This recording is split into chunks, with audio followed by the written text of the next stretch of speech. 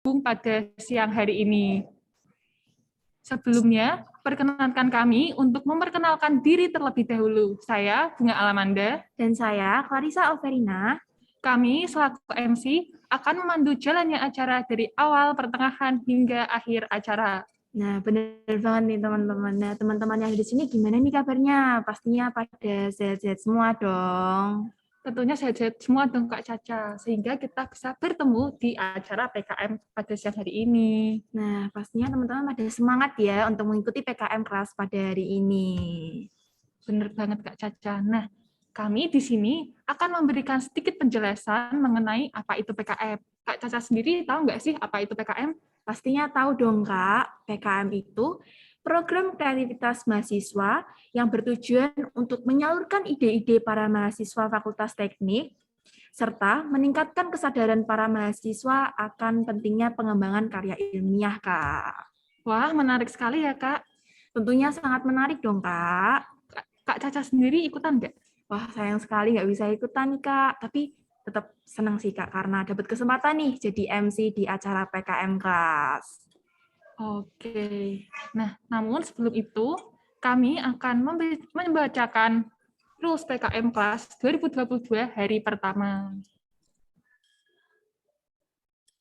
Yang pertama, seluruh peserta wajib on kamera dengan menggunakan virtual background yang telah disediakan oleh panitia, mengganti format nama menjadi peserta underscore nama, dan menonaktifkan mikrofon selama acara berlangsung. Yang kedua, peserta dapat mengajukan pertanyaan di saat sesi tanya-jawab dan diberikan waktu selama 20 menit. Pertanyaan bisa diajukan melalui kolom chat Zoom dengan format nama underscore pertanyaan atau bisa bertanya secara langsung dengan raise hand terlebih dahulu. Untuk rules yang ketiga, pertanyaan tidak boleh mengandung kata-kata kasar. Dan yang terakhir, syarat untuk mendapatkan asertif harus mengisi link absensi di awal dan di akhir beserta bukti kehadiran. Mohon ditaati ya teman-teman rules yang barusan kami bacakan. Mengingatkan kembali bagi teman-teman peserta yang belum merename menjadi peserta underscore nama dapat merename terlebih dahulu, dan bagi yang belum on kamera bisa segera on kamera ya teman-teman, karena kita juga ingin melihat nih wajah-wajah kakak-kakak yang tampan-tampan dan cantik-cantik ini. Ya benar banget nih Kak. Oke. Sebelum memulai acara pada hari ini, ada baiknya kita awali dengan berdoa nih Kak. Doa akan dipimpin oleh Kak Felix. Kepada Kak Felix, kami persilahkan.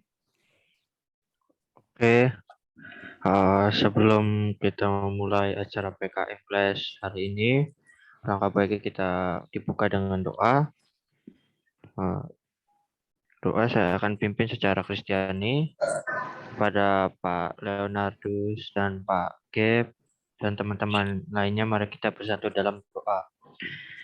Ya Bapa, saat ini kami, anak-Mu sedang berdoa memohon kasih serta karunia-Mu, supaya Engkau hadir di sini tengah-tengah kami. Kami yang akan memulai acara PKM Class pada hari ini berserah dan berpasrah dalam tangan-Mu, supaya Engkau memberikan penyertaan dan hikmat serta berkat-Mu melalui acara PKM Class hari ini. Haleluya. Amin. Terima kasih Kak Felix. Nah, selanjutnya kita mau ngapain nih Kak? Selanjutnya akan ada sesi yang tidak boleh dilewatkan nih. Ada apa nih Kak Caca? Menyanyikan himne Unika Sugio Pranoto nih Kak. Jadi untuk para hadirin dimohon bersikap siap dengan tangan mengepal di dada sebelah kiri.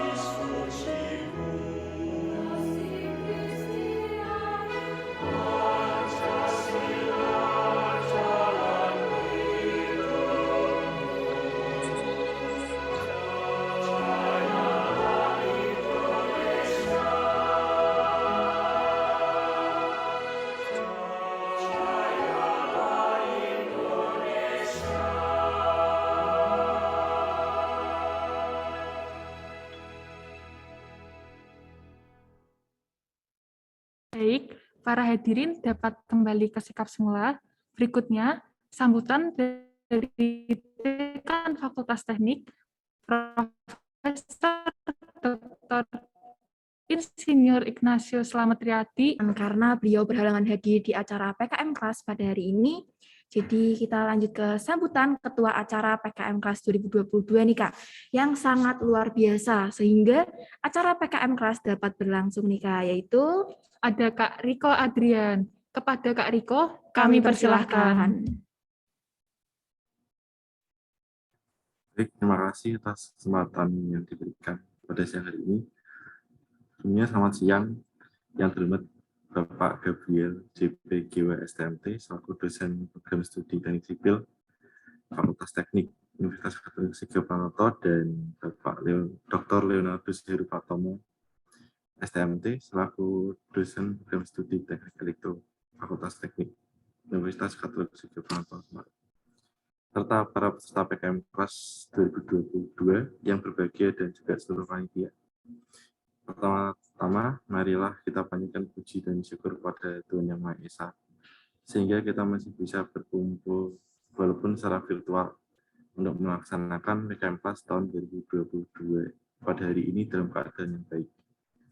Pada kesempatan kali ini, saya Riko Adrian Nugraha selaku Ketua Pelaksana acara PKM Kelas tahun 2022 mengucapkan terima kasih kepada Bapak dosen kalian atas kesediaan waktunya untuk berpartisipasi dalam acara PKM Kelas ini. Saya juga ingin mengucapkan banyak terima kasih pada panitia yang sudah mengerahkan segala kemampuan dan juga usahanya selama mempersiapkan acara ini agar dapat terlaksana dengan baik dan tanpa halangan suatu apapun. Kegiatan ini merupakan kegiatan tahunan yang diadakan oleh BMFT yang bertujuan supaya para mahasiswa di kampus kita ini dapat menjadi lebih kritis dan inovatif dalam mengembangkan ide-ide yang ada melalui program kreativitas mahasiswa. Saya dan teman-teman panitia lainnya berharap agar acara yang akan kita laksanakan pada hari ini dapat berjalan dengan lancar sesuai dengan apa yang sudah kami persiapkan. Sekian yang dapat saya sampaikan pada kesempatan kali ini. Apabila ada kekurangan dalam kata-kata, saya mohon maaf dan mari kita berdinamika bersama. Terima kasih. Saya kembali kepada MC. baik, terima kasih Kak Riko atas sambutan yang telah diberikan. Oh ya teman-teman, mengingatkan syarat untuk mendapatkan e-sertifikat adalah absen sebanyak 2 kali, yaitu di awal dan di akhir acara. Jadi link absen yang pertama akan ada di kolom chat. Jadi teman-teman jangan sampai kelewatan ataupun lupa untuk absen ya teman-teman. Bisa diisi ya teman-teman, jangan sampai lupa. Oke, Kak, sekarang kita ada di sesi inti, Kak. Sesi yang sangat ditunggu-tunggu nih. Yaitu sesi pemaparan materi dari pembicara pertama kita nih Kak Ca. Tetapi sebelum itu kita akan membacakan profil dari pembicara pertama kita, yaitu Bapak Gabriel JPGW STMT. Sebelumnya kami memohon izin kepada Bapak Gabriel untuk membacakan profil dari Bapak Gabriel. Riwayat pendidikan profesional beliau pada tahun 2012 hingga 2016, Sarjana Teknik Sipil di Universitas Dr. Sutomo Surabaya. Pada tahun 2017 hingga 2020, Magister Teknik Sipil di Institut Teknologi 10 November Surabaya. Selanjutnya, riwayat pekerjaan beliau. Pada tahun 2014, selama 6 bulan, intern for PT Pembangunan Perumahan sebagai Plan and Design for 9 Floor and Car Park in Ciputra Apartemen and Soho Project Surabaya, dan Cost and Volume Control for Ciputra Apartemen and Soho Project Surabaya. Pada tahun 2016 hingga 2019, beliau bekerja di CV berkat Kupang Mulia sebagai Building Structure Designer and Supervisor. Pada tahun 2017, selama 6 bulan, beliau bekerja di Ministry of Public Works sebagai Engineer Facilitator for Timur Tengah Selatan District dan juga sebagai Program Design for Timur Tengah Selatan District. Wah, sangat luar biasa sekali ya Kak pembicara pertama kita hari ini. Benar banget nih Kak. Kita semua sebagai generasi muda dapat mengikuti jejak beliau. Dan juga kita dapat terinspirasi dari pengalaman beliau tadi. Benar banget nggak, Kak? Benar banget nih. Oke, tanpa perlu berlama-lama, langsung saja kita dengarkan pemaparan materi dari Bapak Gabriel. Kepada Bapak Gabriel, Kami kami persilahkan. persilahkan. Terima kasih. Ini MC-nya Bunga dan ini panggilannya siapa sih? Bunga sama Clarissa. Bunga dan Clarissa. Oke, thank you. Ya, kita akan masuk ke materi, tetapi ini saya lihat karena siang-siang kayaknya pesertanya banyak yang ini ya, ngantuk ya. Wah, ini mau menerima materi PKM yang relatif berat, terus peserta agak ngantuk gitu, ini berbahaya. Tapi sebenarnya kalau kita ngomongin PKM itu sangat dekat dengan generasi muda, khususnya mahasiswa. Karena PKM itu kepanjangannya adalah perlahan-lahan kamu menjauh. Oh enggak, bercanda. PKM itu kepanjangannya adalah, ada yang tahu di sini? Ada yang tahu panitia mungkin? PKM? Ayo, Bunga sama Clarissa tahu nggak PKM itu apa? Panjangannya. PKM itu program kreativitas mahasiswa, Pak. Yes, 100. Habis ini kasih nama sama NIM ya, nilai berikutnya aman gitu. Enggak, bercanda kok. Masa segitu doang dapat nilai langsung gitu. Oke, program kreativitas mahasiswa. Jadi dari namanya saja sudah menggambarkan bahwa sebenarnya ini simple. Kita cuma butuh mahasiswa yang kreatif untuk membuat sebuah program. Gitu. Jadi kita nggak usah mikir kalau wah PKM ini berat, PKM ini bakal menyiksa jam tidur dan lain-lain. Enggak. Jadi PKM ini adalah suatu kegiatan yang menyenangkan dari mahasiswa oleh mahasiswa untuk mahasiswa. Jadi mahasiswa cuma butuh pemantik untuk bisa bertindak kreatif, dan kemudian pikiran kreatifnya itu dituangkan dalam sebuah program yang tertulis. Oke? Nah, kali ini saya akan jelaskan berdasarkan pedoman 2021. Jadi setiap tahun Kemendristek Dikti, kalau sekarang itu namanya Kemendikbud, kalau nggak salah ya, dari Kemendristek Dikti dan Budaya terus berubah jadi Kemendikbud, selalu mengeluarkan pedoman untuk PKM yang akan dilaksanakan di tahun itu. Jadi kalau misalnya di tahun 2019 ada pedoman 2019, 2018 pedoman 2018 dan lain-lain. Dan di pedoman itu selalu ada tema-tema khusus untuk tahun itu untuk kegiatan penyelenggaraan PIMNAS. Nah, karena PKM dan PIMNAS ini sebenarnya satu paket, tetapi kita hanya fokus di PKM, saya akan mulai menjelaskan tentang apa itu PKM. Ya.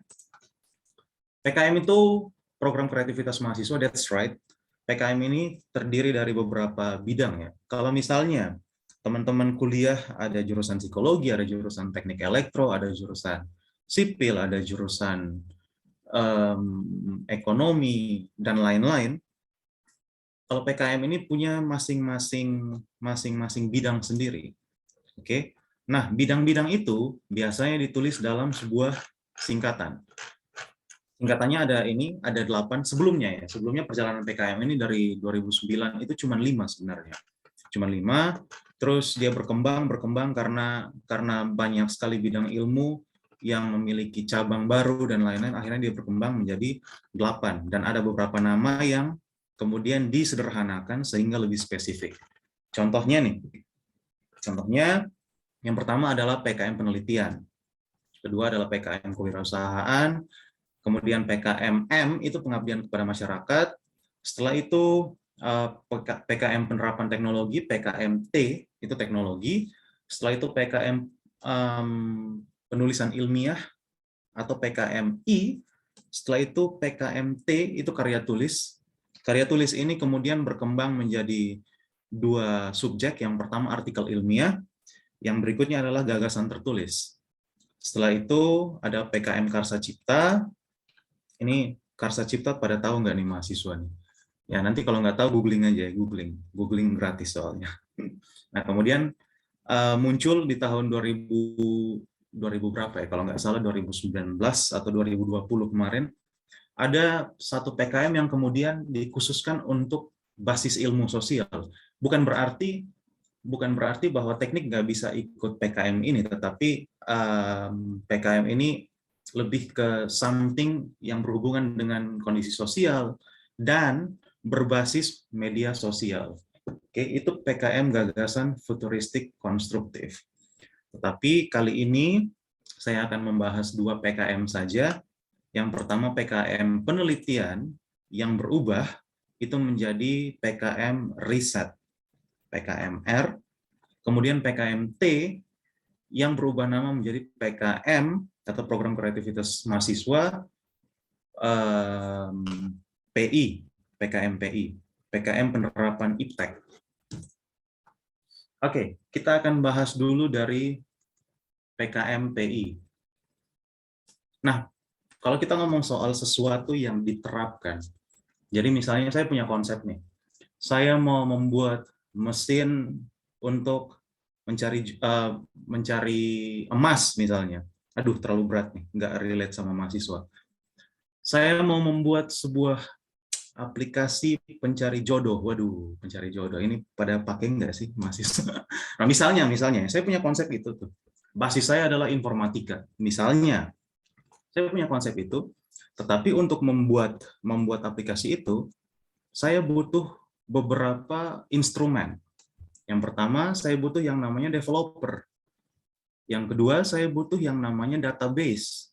Ini didapat dari mana? Ini didapat dari yang namanya mitra. Kita bisa bermitra dengan badan developer apa gitu. Kita bisa bermitra dengan sistem informasi apa gitu untuk mendapatkan database. Nah, intinya adalah penelitian PKM, PI ini, penerapan IPTEK, dia harus memiliki mitra dulu.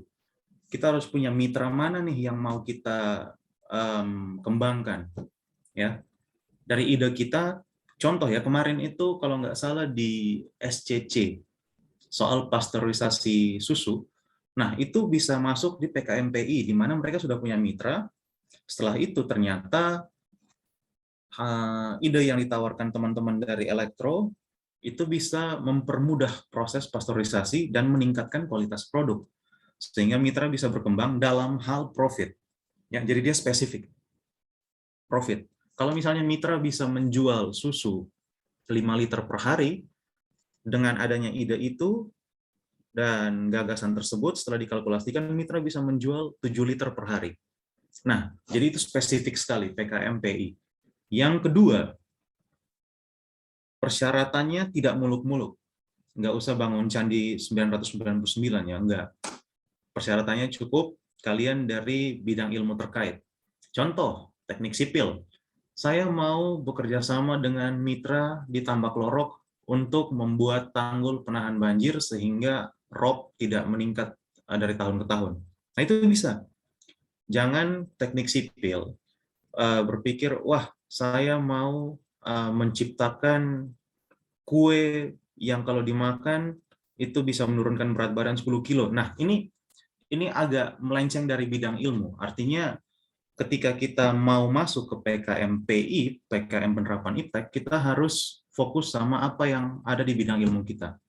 Kalaupun kita mau ambil teman-teman lain untuk bergabung dengan kelompok kita untuk lintas ilmu, penelitian kita setidaknya harus memiliki linearitas yang sama. Misalnya sipil dan arsitek itu bisa, terus sipil dan sipil dan urban planner itu bisa, sipil dan planologi bisa. Nah, jadi kita harus fokus dulu nih, kita mau buat apa, setelah itu kita petakan bidang ilmu kita itu apa. Untuk anggota biasanya 3-5 orang untuk PKM, dan pendanaan, ya, pendanaan dari pemerintah, kalau misalnya proposalnya lolos, itu 5-10 juta rupiah, tergantung. Misalnya kalian tulis, saya mau beli alat ini 2 juta, saya butuh bahan ini, dan lain-lain, butuh sekian, dapatnya 8.500.000. Kalau lolos nanti akan didanai 8.500.000. Seperti itu. Dan kabar baiknya adalah Unika itu ketika ada proposal PKM yang lolos biasanya memberikan pendanaan tambahan. Unika itu punya pos pendanaan untuk mendukung PKM-PKM yang lolos atau untuk memfasilitasi teman-teman bisa menulis proposal dengan baik, pelatihan-pelatihan, dan teman-teman bisa ikut itu untuk mengembangkan kemampuan teman-teman. Jadi selain PKM kelas ini, teman-teman juga nanti bisa mengikuti pelatihan-pelatihan yang diadakan oleh salah satu divisi kampus yang berhubungan dengan PKM. Dan kalau teman-teman lolos proposal PKM, nilai dari PKM ini bisa dikonversi menjadi nilai KKN kalian. Ya, jadi kalian nggak perlu capek-capek ikut KKN, nggak perlu memikirkan konsep lagi soal KKN dan lain-lain. Teman-teman ketika lolos PKM, ini bisa dikonversi menjadi nilai KKN kalian. Oke, sampai sini ada pertanyaan? Saya langsung aja dulu nih. Kalau ada pertanyaan saya langsung catat biar nanti bisa relevan sama ininya, sama flowingnya. Oke, kalau nggak ada saya lanjut dulu. Nah, tentunya dalam setiap kegiatan, dalam setiap program itu ada batasan-batasan yang kita tidak boleh lewati. Ya, contohnya program diet berarti ya 1 hari hanya boleh makan 3 kali dengan kalori rendah. Itu batasan-batasan. Itu contohnya. Kalau misalnya programnya adalah menikah di tahun ini, berarti batasannya ya jangan selingkuh seperti itu. Enggak. Ini kita saya lihat peserta udah kayak serius banget ya PKM ini. Jadi kita akan pelajari batasan-batasan apa yang ada di PKM sehingga kita tidak boleh lewati itu. Yang pertama, kita harus punya ide yang bisa dikaitkan dengan penyelesaian masalah kekinian. Kekinian ya, kalau kita ngomong kekinian itu biasanya berhubungan dengan ya paling kurang 5 tahun terakhir. Jangan kita bahas sesuatu yang saya mau menciptakan mobil yang bisa tahan tabrakan dengan bodi anti peluru gitu. Nah, itu sudah diciptakan dari 10-20 tahun lalu gitu. Kalau dibahas di masalah yang sekarang sepertinya kurang relevan. Mungkin oke, bisa masuk tetapi kurang relevan. Mungkin tidak mendapatkan nilai yang cukup bagus dibanding dengan yang menulis tentang masalah-masalah kekinian. Oke. Judul tidak menggunakan akronim. Akronim itu singkatan. Contohnya program kreativitas mahasiswa disingkat jadi PKM. Nah, itu tidak boleh ditulis di judul. Misalnya penelitian mengenai karakter Rangga dalam film AADC. Nah, itu nggak boleh. Sebaiknya ditulis penelitian tentang karakter Rangga dalam film Ada Apa Dengan Cinta. Nah, seperti itu. Dan diperbolehkan maksimal 20 kata. Judulnya, nanti kita akan lihat contoh proposal ya, contoh proposal PKM penerapan iptek dan juga PKM teknologi, PKM riset. Yang ketiga, adanya surat pernyataan kesediaan bekerja sama antara pengusul dan calon mitra. Teman-teman di sini memposisikan diri sebagai pengusul atau konseptor, dan teman-teman meminta kesediaan dari calon mitra. Ingat, hubungannya masih calon. Hubungannya masih calon. Jadi, jangan teman-teman langsung klaim bahwa, wah, mitra ini akan kami dampingi, padahal proposalnya belum tentu diterima gitu.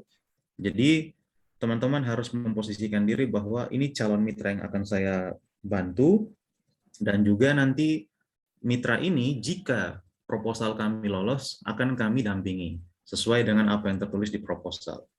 Nah, kurang lebih seperti itu. Jadi PKMPI sebenarnya intinya adalah yang pertama teman-teman harus memiliki calon mitra yang akan dipropose. Yang akan dipropose itu maksudnya yang akan dijadikan objek untuk merealisasikan ide teman-teman, ide kreatif teman-teman.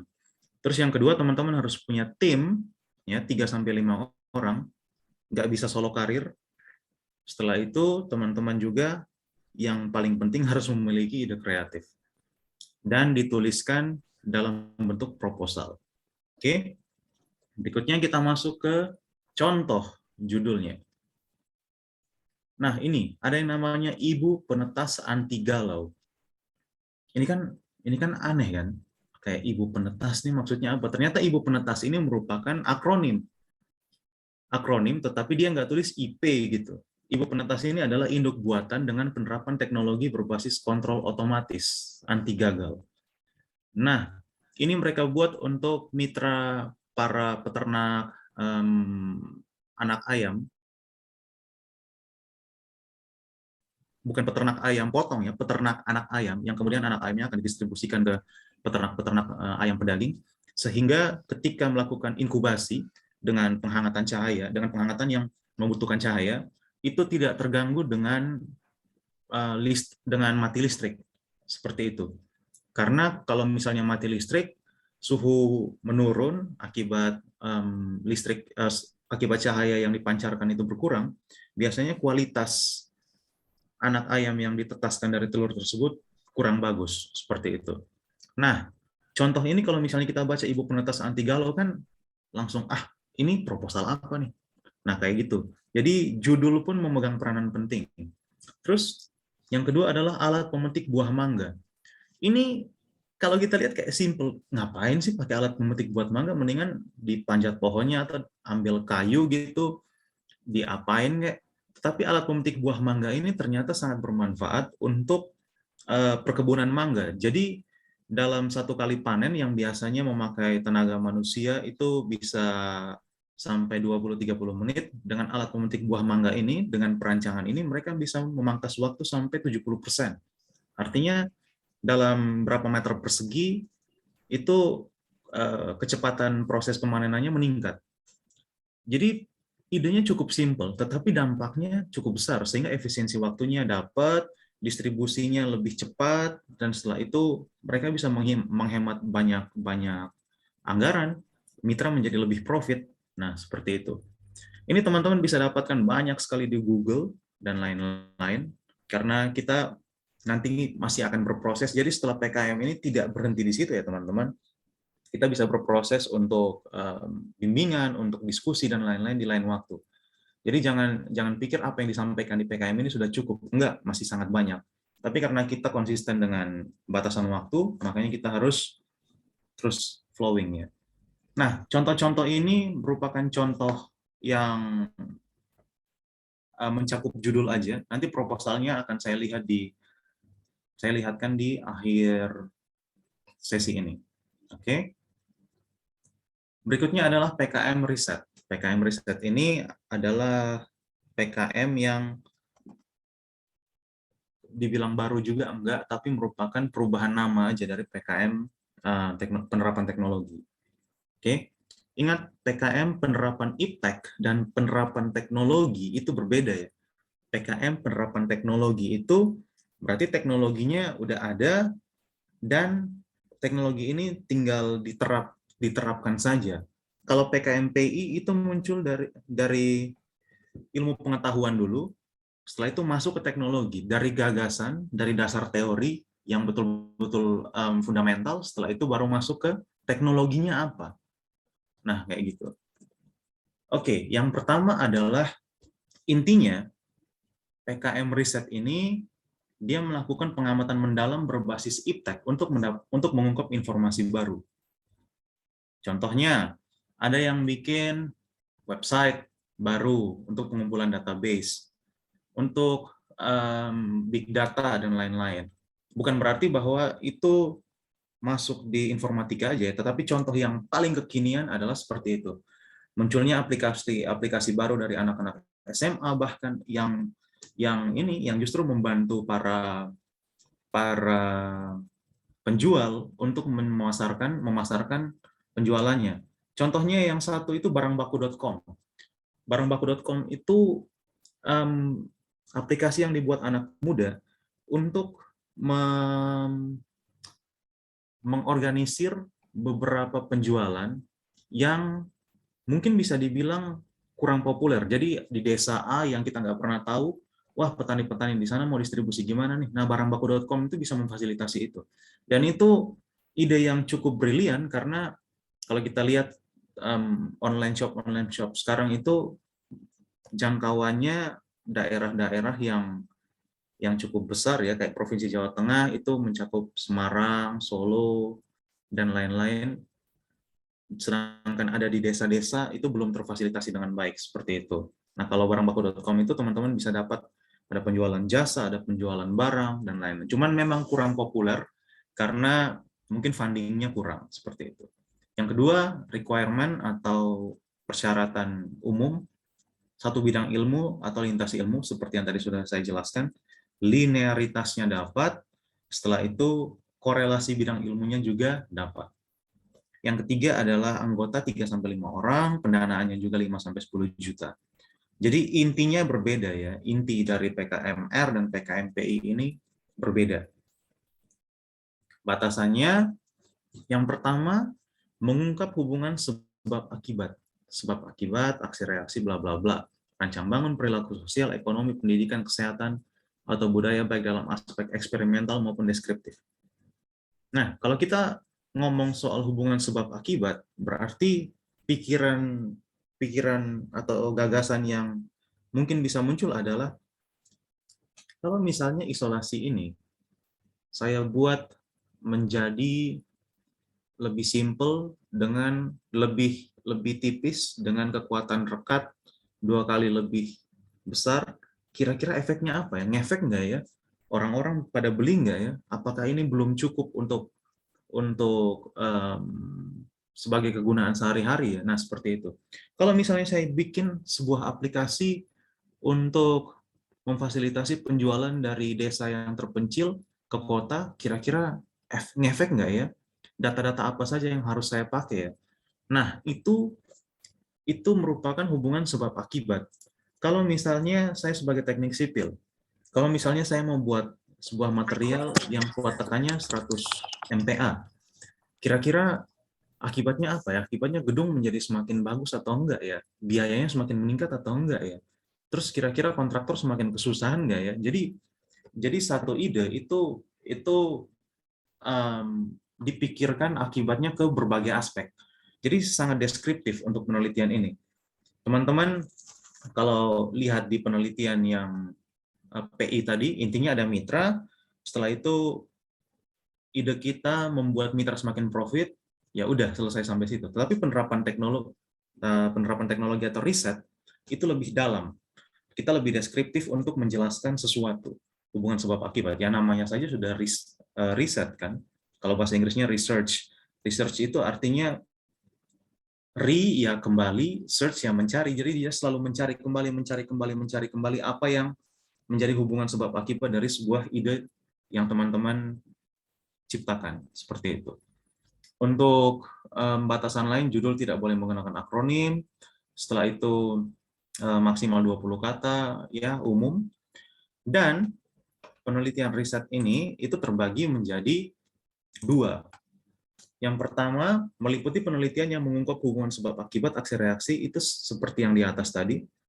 Yang kedua, aksi reaksi dan lain-lain, identifikasi senyawa, ini sepertinya ada typo. Saya akan share di bagian ini.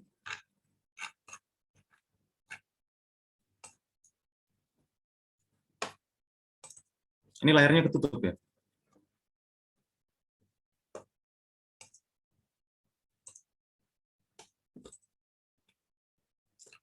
Oke.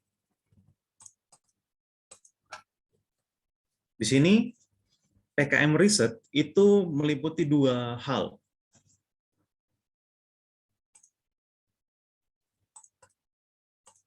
Yang pertama riset eksakta, yang kedua adalah sosial humaniora. Nah, perbedaannya jelas ya, eksakta dan non-eksakta lah, sesimpel itu. Kalau eksakta itu menyangkut something science, yang kalau A ya A, B ya B, nggak bisa dikompromikan.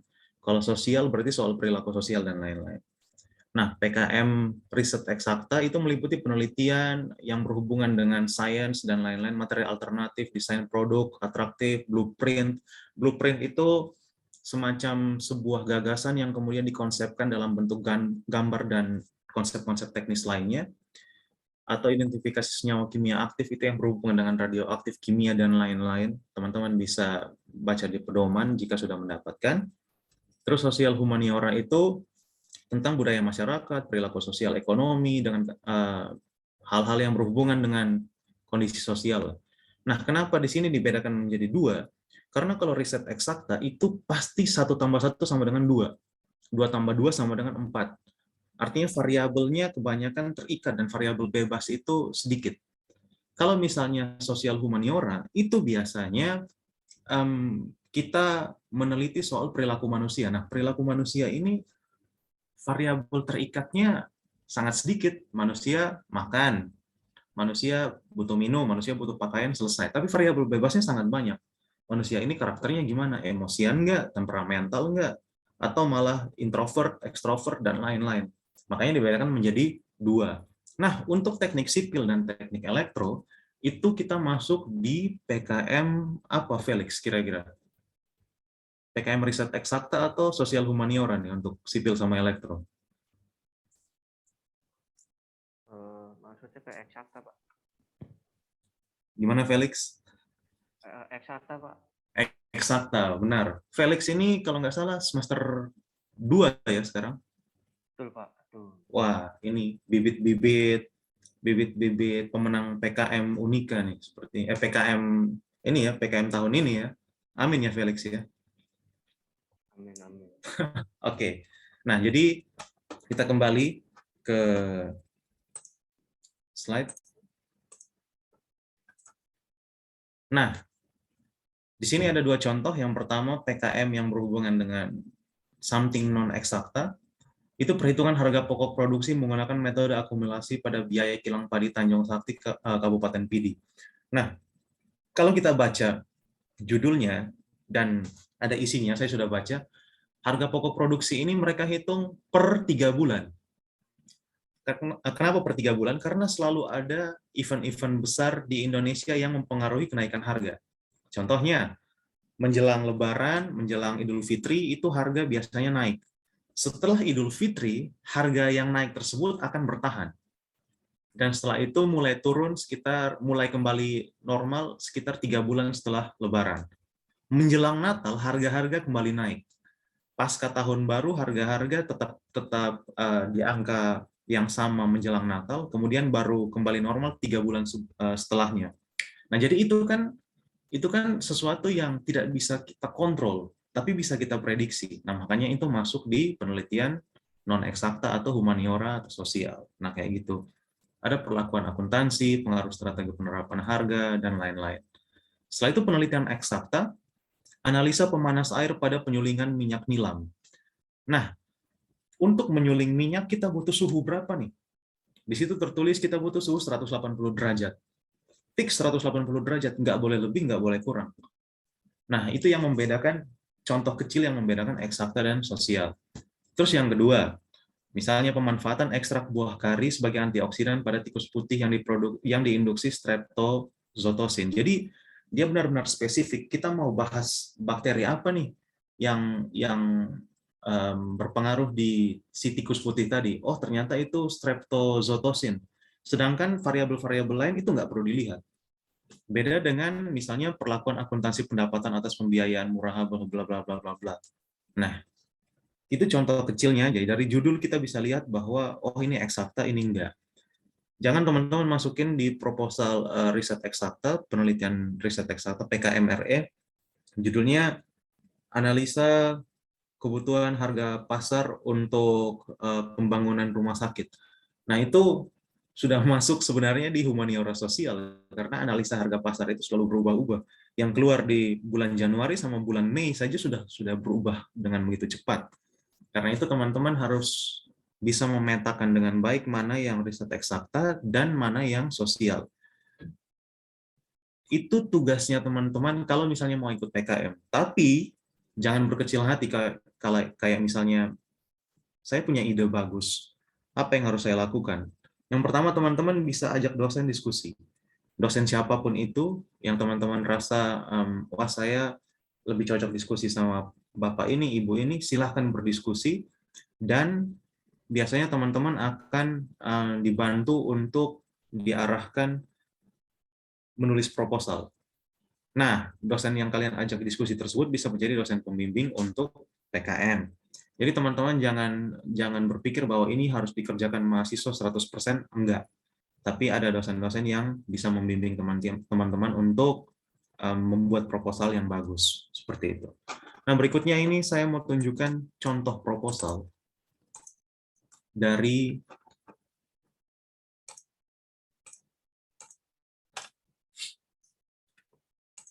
PKM penerapan IPTEK. Yang pertama, yang ditulis dari mahasiswa UB, tentang vacuum packing, pengemasan beras organik. Kita lihat bla bla bla bla, ada dosen pendampingnya.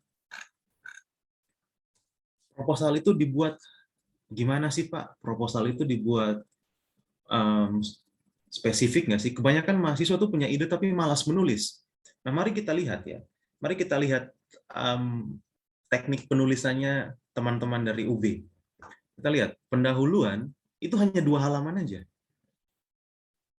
Pendahuluan 2 halaman, tinjauan pustaka 2 halaman, halaman 45, metode pelaksanaan 3 halaman. Jadi totalnya 7 halaman. Sesimpel itu.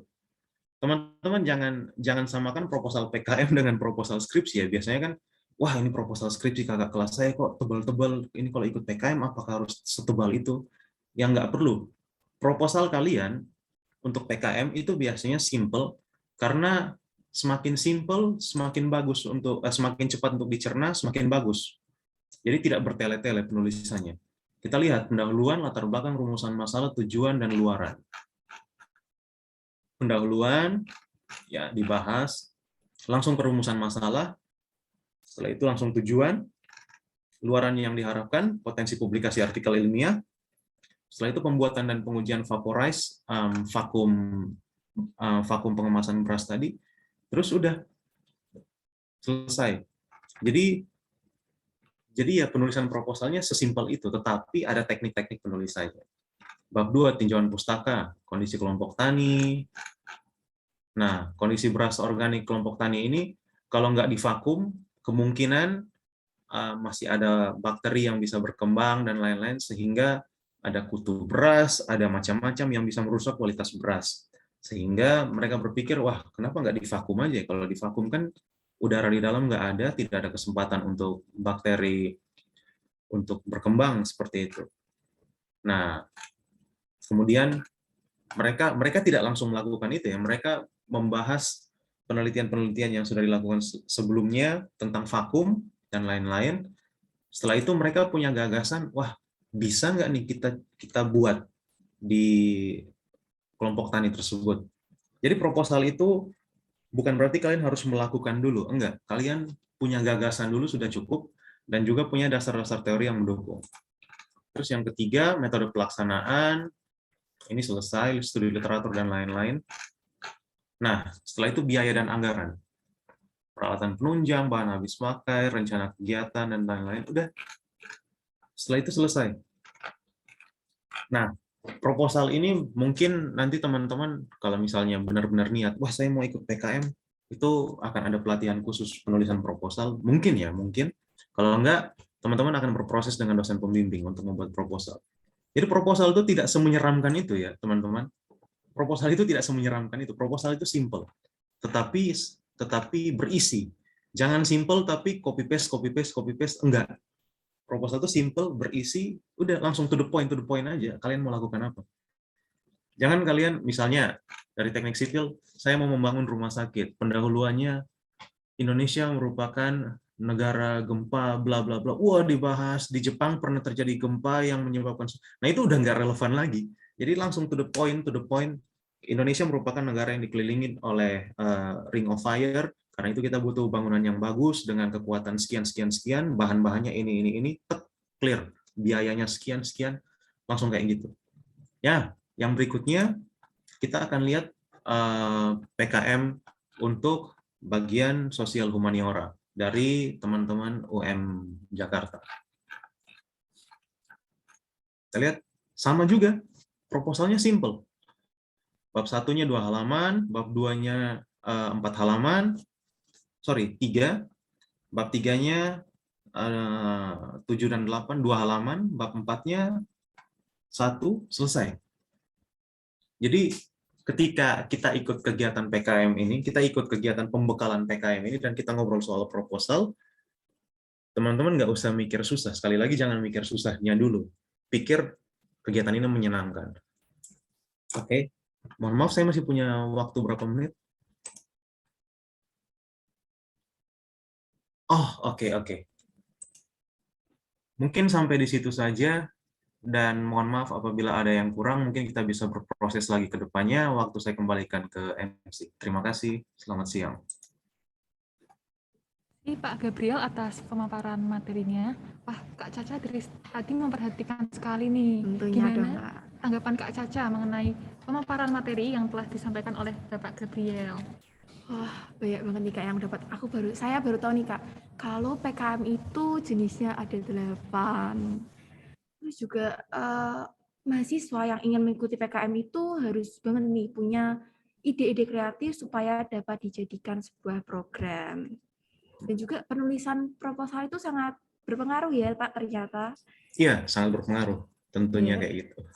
Judul juga sangat memiliki peran Iya. yang sangat penting Penulisan nih. format itu yang utama nih, Kak. Teman-teman harus pada semangat nih supaya proposalnya dapat lolos.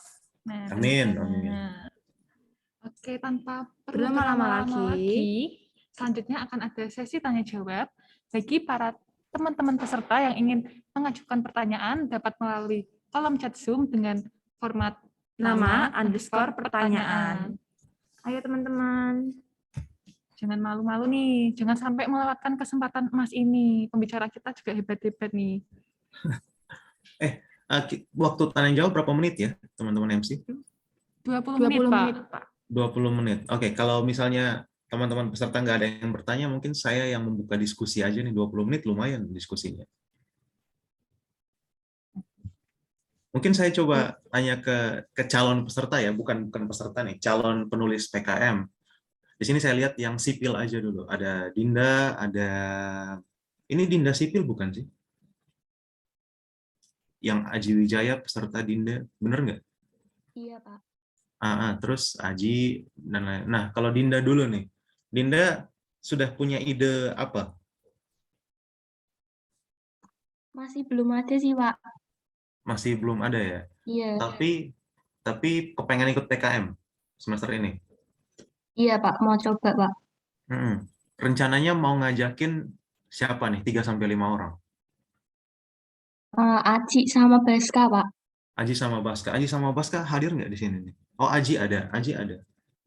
Aji, Iya, Pak. gimana Aji? Udah terlintas ada ide belum? Belum, Pak. Tapi rencananya mau ikut PKM yang mana nih? Mungkin yang eksak, Pak. Riset eksakta ya? Iya, Pak. Oke, berarti mungkin mulai sekarang teman-teman mengumpulkan beberapa pemanfaatan teknologi yang sudah ada dan kemudian itu bisa dioptimalkan seperti apa, seperti itu sih, Aji. Mungkin ada yang mau ditanyakan Aji atau Dinda tentang riset eksakta? Belum, Pak. Belum ya? Oke. Kalau di sini ada Gian juga, ada Gian, ada Ivan. Kayaknya sipil 4 orang saja ya. Benar nggak sih? Gian, gimana Gian? Ya, halo Pak. Gian, kalau nggak salah, Gian ini yang kemarin langsung Pak minta bimbingan nggak sih? Oh ya Pak, langsung nembak ke Pak Gabriel. Kalau misal Pak Gabriel nanti bersedia mungkin bisa membantu untuk membimbing. Nah, ini bagus nih. Saya berharap Gian udah mungkin Gian punya ide nggak untuk kita diskusikan ya mungkin 10 menit ke depan nih. Untuk diskusinya programnya masih kayak sama yang kemarin sih Pak.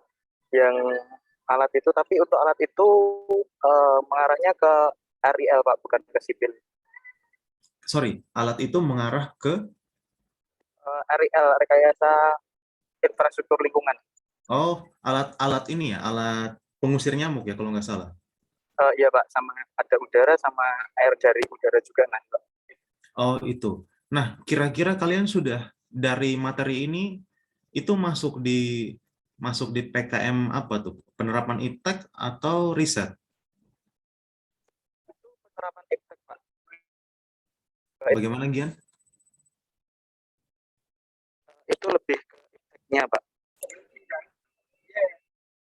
Oh, sepertinya suaranya cukup ini ya, cukup terganggu. Tapi mungkin saran saya itu bisa mulai sekarang bisa dikolaborasikan dengan real. Kalau memang teman-teman teknik sipil merasa punya ide tapi butuh teman-teman dari real, silakan. masih sama-sama lingkup teknik. Jadi linearitasnya masih cukup dapat seperti itu, Gian. Jadi sudah ada satu yang punya ide dari sipil ya. Good. Berikutnya mungkin kita menunggu Dinda Aji, setelah itu siapa lagi nih sipil? Ada Zelin dan lain-lain. Oke. Saya kembalikan ke MC. Silakan. Baik, teman-teman yang ingin bertanya masih ada nih waktunya. Jadi jangan malu-malu nih. Bisa langsung tanya di kolom chat ya, teman-teman. Jangan lupa formatnya nama underscore pertanyaan. Benar banget.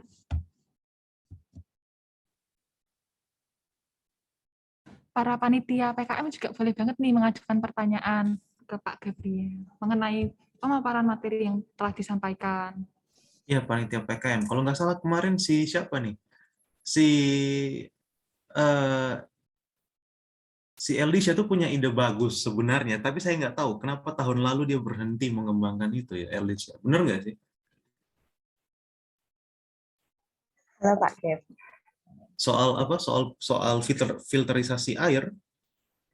Oh iya, idenya itu Pak, filterisasi air AC jadi pupuk Oh, hidroponik.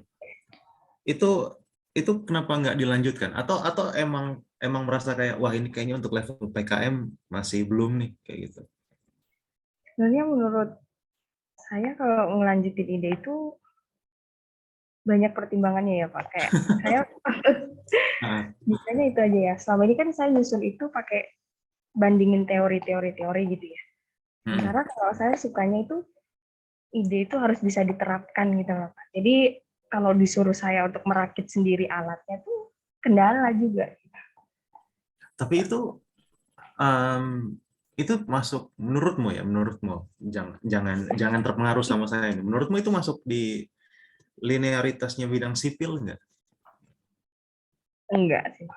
Enggak. Kalau dari saya, masa yang dari hasil analisis saya itu yang masuk sipil cuma perpipaan aja. Oh, oke. Lebihnya kalau saya cari teori-teori bandingin ilmu itu malah masuknya pertanian sama lingkungan. Tapi tahun ini mau coba PKN. Ini langsung ditodong nih. Mau sih, Pak. Mau. Oke. Ini yang seangkatan sama kamu di panitia ada siapa? Erlan ada nggak Erlan? Oh, sorry, Aron kakak kelas. Oh, Aron satu angkatan ya, Aron. Aron satu angkatan.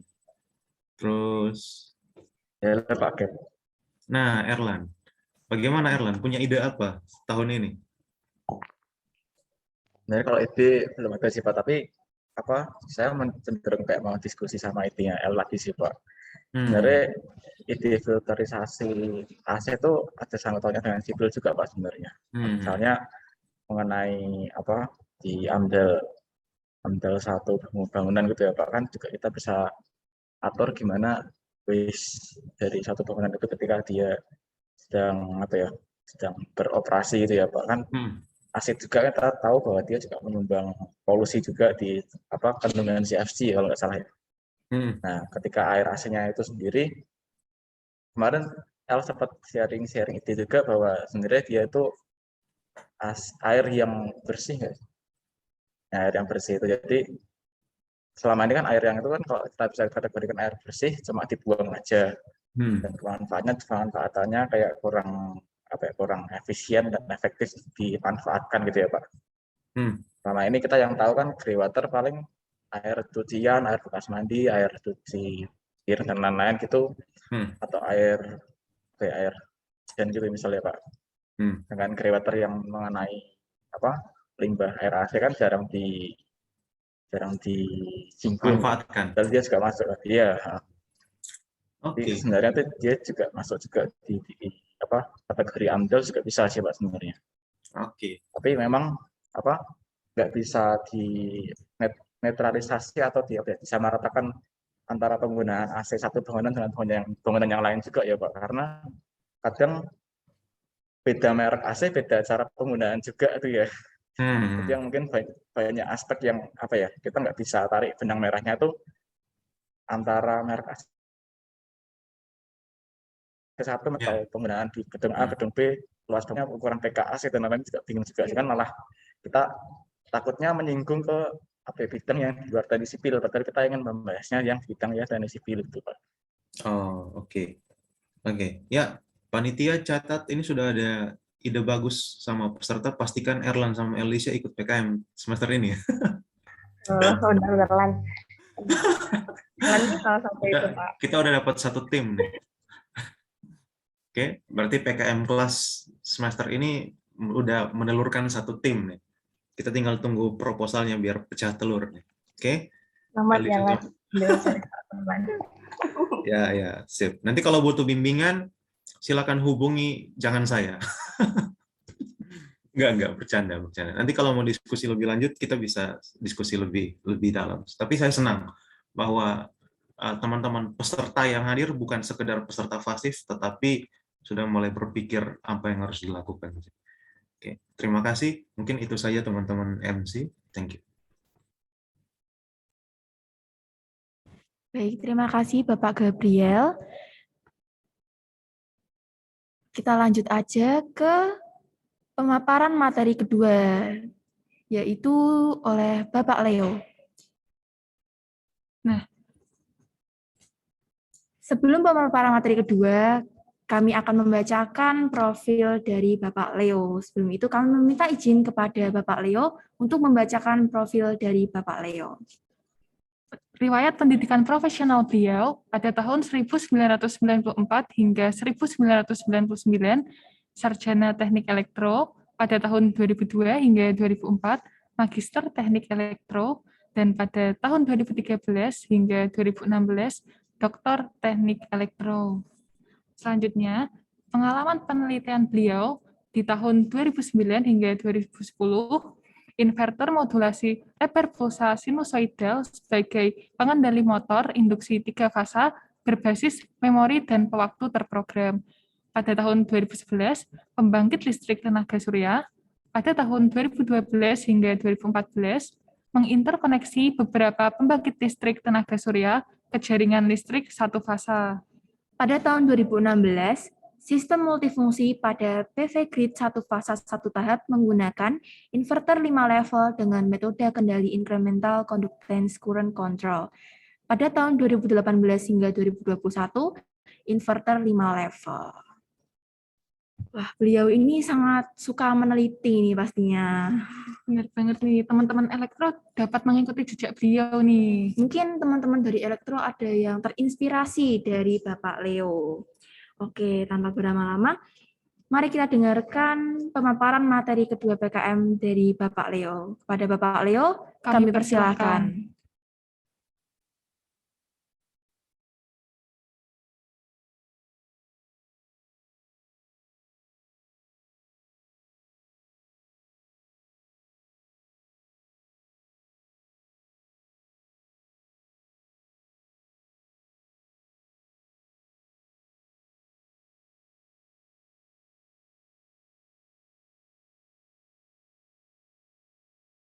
Mohon maaf.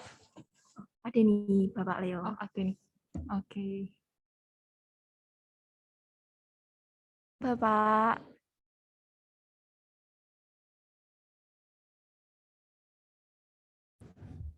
Mohon maaf Pak, suaranya belum masuk. Belum masuk.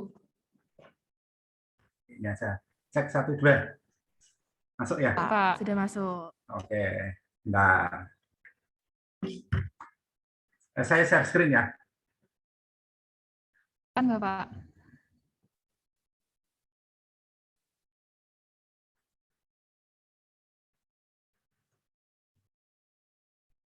Oke. Sudah kelihatan? Halo? Apakah sudah nampak? Sudah terlihat Pak. Oke. Ya, terima kasih tadi sudah dibuka Pak Gebi gitu ya. Sebetulnya yang paling fundamental itu menemukan ide gitu ya. Jadi bagaimana menemukan ide bagi saya itu perlu jalan-jalan. Ya. Kalau jalan-jalannya ke kemana saja gitu ya. Nah pasti nanti akan menemukan ide, entah itu di jalan entah itu waktu ikut studi tour atau main ke mall atau mungkin lihat YouTube atau apapun, itu bisa memunculkan ide gitu ya. Jadi ide itu merupakan gagasan yang pertama. Nah, terlebih lagi ide itu muncul pasti akan dilandasi dengan pola pikir. Kok bisa kayak begitu, itu kenapa ya gitu ya. Jadi tadi ada diskusi Pak Gep sama teman-teman dari sipil, gambaran saya begini ya. Jadi jangan terpaku, wah saya ini disiplin ilmu saya sipil ini. Apa yang akan saya kerjakan untuk limbah terkait dengan AC itu masuk sipil atau enggak gitu ya. Ya kalau saya sih selagi kita bisa mengerjakan, nanti ada kaitannya dengan disiplin ilmu kita, itu syukur. Kalau enggak, ya paling tidak kita bisa menjawab pertanyaan gitu ya. Karena yang namanya penelitian itu adalah menjawab pertanyaan. Nah, terus tadi muncul lagi tadi ya, cewek siapa ya? Elisa ya. Nah, waduh, saya itu punya konsep pikir kayak begini. Saya pengennya yang real saja gitu ya. Nah, ini perlu penjelasan lebih lanjut ini. Jadi begini teman-teman yang ada di teknik sipil. Jadi penelitian ini berbeda dengan penelitian yang dikerjakan oleh seorang dokter dan di atas dokter gitu ya. Jadi teman-teman yang ada di Unika ini kan masih S1 gitu ya. S1 itu penelitiannya membuktikan. Nah, membuktikan nanti akhir-akhirnya itu kan bisa terbukti, bisa tidak terbukti kan, semacam itu kan. Nah, untuk ranah S1 dan S2 boleh tidak terbukti. Artinya, oh ternyata limbah air itu bersih-bersih aja, tidak muncul apa-apa, sehingga ya sebetulnya tidak ada apa-apa, gitu kan. Jadi kesimpulannya tidak bermasalah, tidak apa-apa. Yang penting adalah di dalam penelitian itu kejujuran yang perlu diungkapkan lebih jauh, gitu ya. Itu yang terkait dengan penelitian. Jangan sampai apapun yang akan kita kerjakan itu menghambat kita, gitu ya. Nah, saya biasanya melakukan penelitian dengan mahasiswa itu topiknya yang simpel-simpel. Kenapa yang simpel-simpel? Ini ranahnya mahasiswa, order duitnya cuma 5-10 juta kan gitu. Tidak mungkin kita penelitian dengan desain yang begitu besar gitu ya. Jadi jangan sampai nanti ide dan gagasan dari dosen itu masuk sehingga memerlukan biaya yang besar dan tidak bisa diimplementasi. Itu bagi saya sangat salah gitu ya. Jadi kalau tadi ditampilkan penelitian-penelitian dari saya itu nanti dimasukkan ke mahasiswa, jelas tidak mungkin karena itu multi years dan biasanya di atas setengah M gitu ya untuk riset-riset yang saya kerjakan karena tuntutannya begitu banyak. Akan tetapi ide yang kecil-kecil itu bagi saya untuk menjawab pertanyaan secara simpel itu penting. Itu penting. Sehingga apapun yang perlu diuji coba bisa dituliskan ke dalam PKN. Nah, apapun gitu ya. Nah, setelah apapun mungkin muncul pertanyaan yang berikutnya, yaitu ini teori-teori yang terkait ada enggak toh, gitu kan? Berarti Anda mulai browsing teori-teori yang terkait. Ini terkait dengan riset, gitu ya. Nah, kita komparasi dengan boleh dikatakan yang berbasis implementasi, gitu ya. Jadi berbasis implementasi itu berarti bukan riset lagi. Ya. Perbedaannya apa? Kalau riset itu ada pertanyaan yang perlu dijawab, gitu kan. Benar enggak, bisa atau enggak, prosesnya kayak apa, gitu ya. Tetapi dalam penerapan ilmu itu biasanya metode penyelesaiannya sudah agak nampak, gitu ya. Nah, ini cuman prolog, nanti kita eksplorasi di dalam lagi ya. Sebetulnya sepakat kita hari ini itu terkait dengan format penulisan proposal gitu ya. Tetapi sebetulnya yang paling penting adalah ide sebetulnya.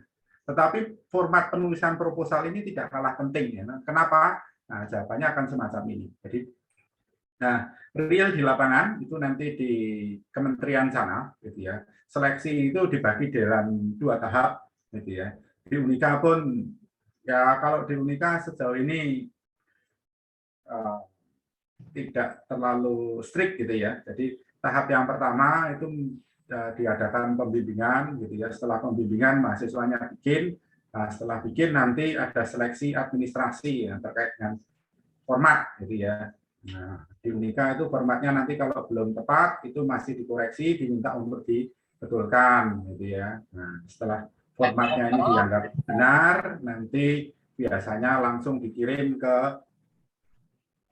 Belmawa. Kok ada banyak nih mau makai kak semua? Nah, di Belmawa itu, halo? Mau lagi kak? Sabar. Oh, ini berarti ada foto yang dapatnya. Oke.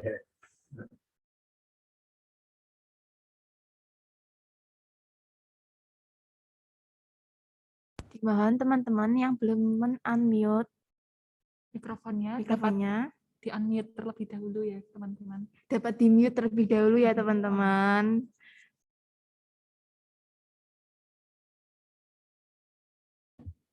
Bapak Leo dipersilakan untuk melanjutkan pemaparan materinya. Oke, jadi tahapan yang pertama sekali memang seleksi administrasi. Jadi format, kalau begitu format nggak sesuai pasti dibuang. Ini kurang lebih boleh dikatakan hampir 60-70% format ini dibuang. Karena apa? Yang masuk di PKM di ranah Belmawa itu sangat banyak. Setelah seleksi ini selesai, baru masuk ke substansi atau isi dan konten gitu ya. Nah, yang menjadi rambu-rambu itu sebetulnya yang berikutnya ini gitu ya. Nah, akan tetapi sebetulnya yang selalu kita ingin bangkitkan semangat ke mahasiswa itu selagi saya itu ada gitu ya di teknik waktu itu saya mengutamakan semacam ini.